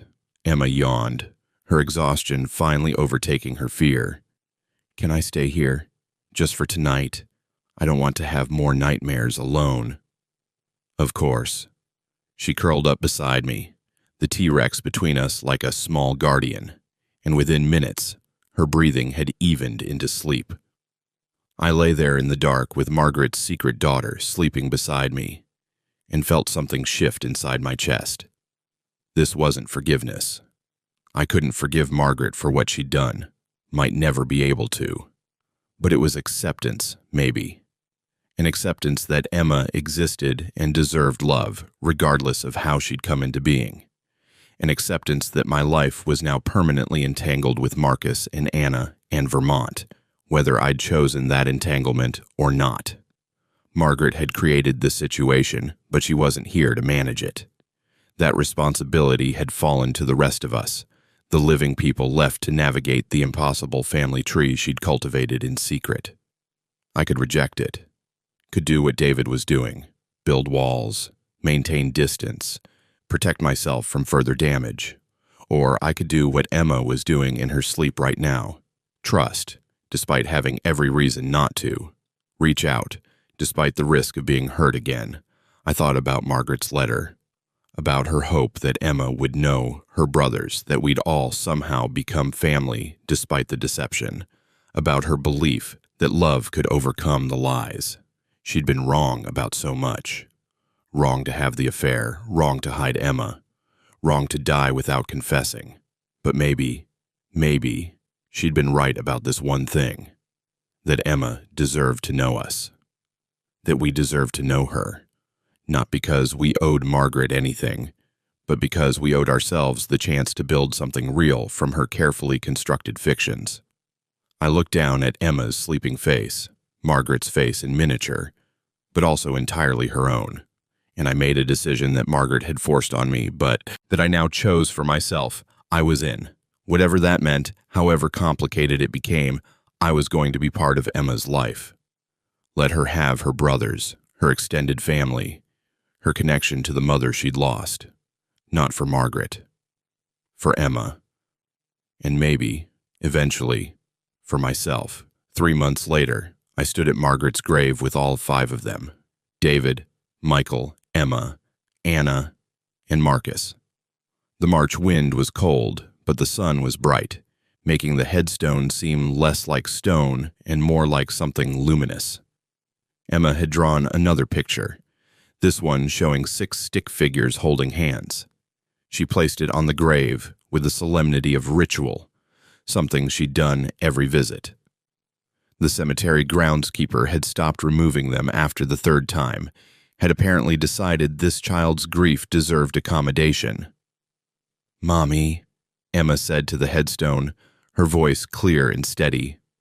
"I brought everyone today, all my family. I thought you'd want to see that we're together now, that we're figuring it out." David stood apart from the rest of us, still resistant, still angry. But he'd come. That was something. He'd driven up from the city without being asked, had stood through Emma's small ceremony without complaint. Progress measured in inches, but progress nonetheless. Michael had his camera. He always did now, documenting this strange family we were becoming, not for public consumption, just for us. Evidence that this was real, that we were choosing it. Anna watched Emma with protective pride, one hand on her sister's shoulder. She'd been accepted to 3 colleges, all of them close enough to visit regularly. She'd promised Emma she wouldn't disappear, and Anna kept her promises. Marcus stood beside me, and we'd developed an odd kinship. Two men who'd loved the same complicated woman, now trying to raise her daughter together across state lines. It shouldn't work. By all logic, it shouldn't work. But somehow it did. "She'd be proud of you," Marcus said quietly, meant only for me. "For choosing Emma when you could have walked away." "I didn't choose for her," I replied. "I chose despite her." "Both things can be true." I smiled despite myself. Margaret's phrase had become our family motto, the words we used when nothing else fit. Emma finished her ritual and turned to us, her face serious. "Okay, now we can go get ice cream. Mommy would want us to get ice cream after." "It's 40 degrees out," David pointed out. "Ice cream doesn't have a temperature requirement," Emma informed him, with the certainty of a child who'd been convinced of her position. "Right, Michael?" "Absolutely right," Michael grinned. "Ice cream is for every season." We walked back to the cars together, this impossible family built on impossible circumstances. David still kept his distance, but Emma had learned to respect that, to let him approach at his own pace. She'd learned patience from necessity, a 7-year-old learning to hold space for adult complexity. At the cemetery gates, Emma took my hand on one side and Marcus's on the other, swinging between us like any child with her parents. Except we weren't her parents. We were something else entirely, something without a proper name. But we were hers, and she was ours. Margaret had destroyed everything to give Emma life, had torn apart one family to build another, had lied and stolen and betrayed everyone who trusted her, and somehow, impossibly, we'd forgiven her just enough to love the child she'd left behind. Not because Margaret deserved forgiveness, but because Emma deserved family. Both things could be true. Both things were true. And maybe that was enough.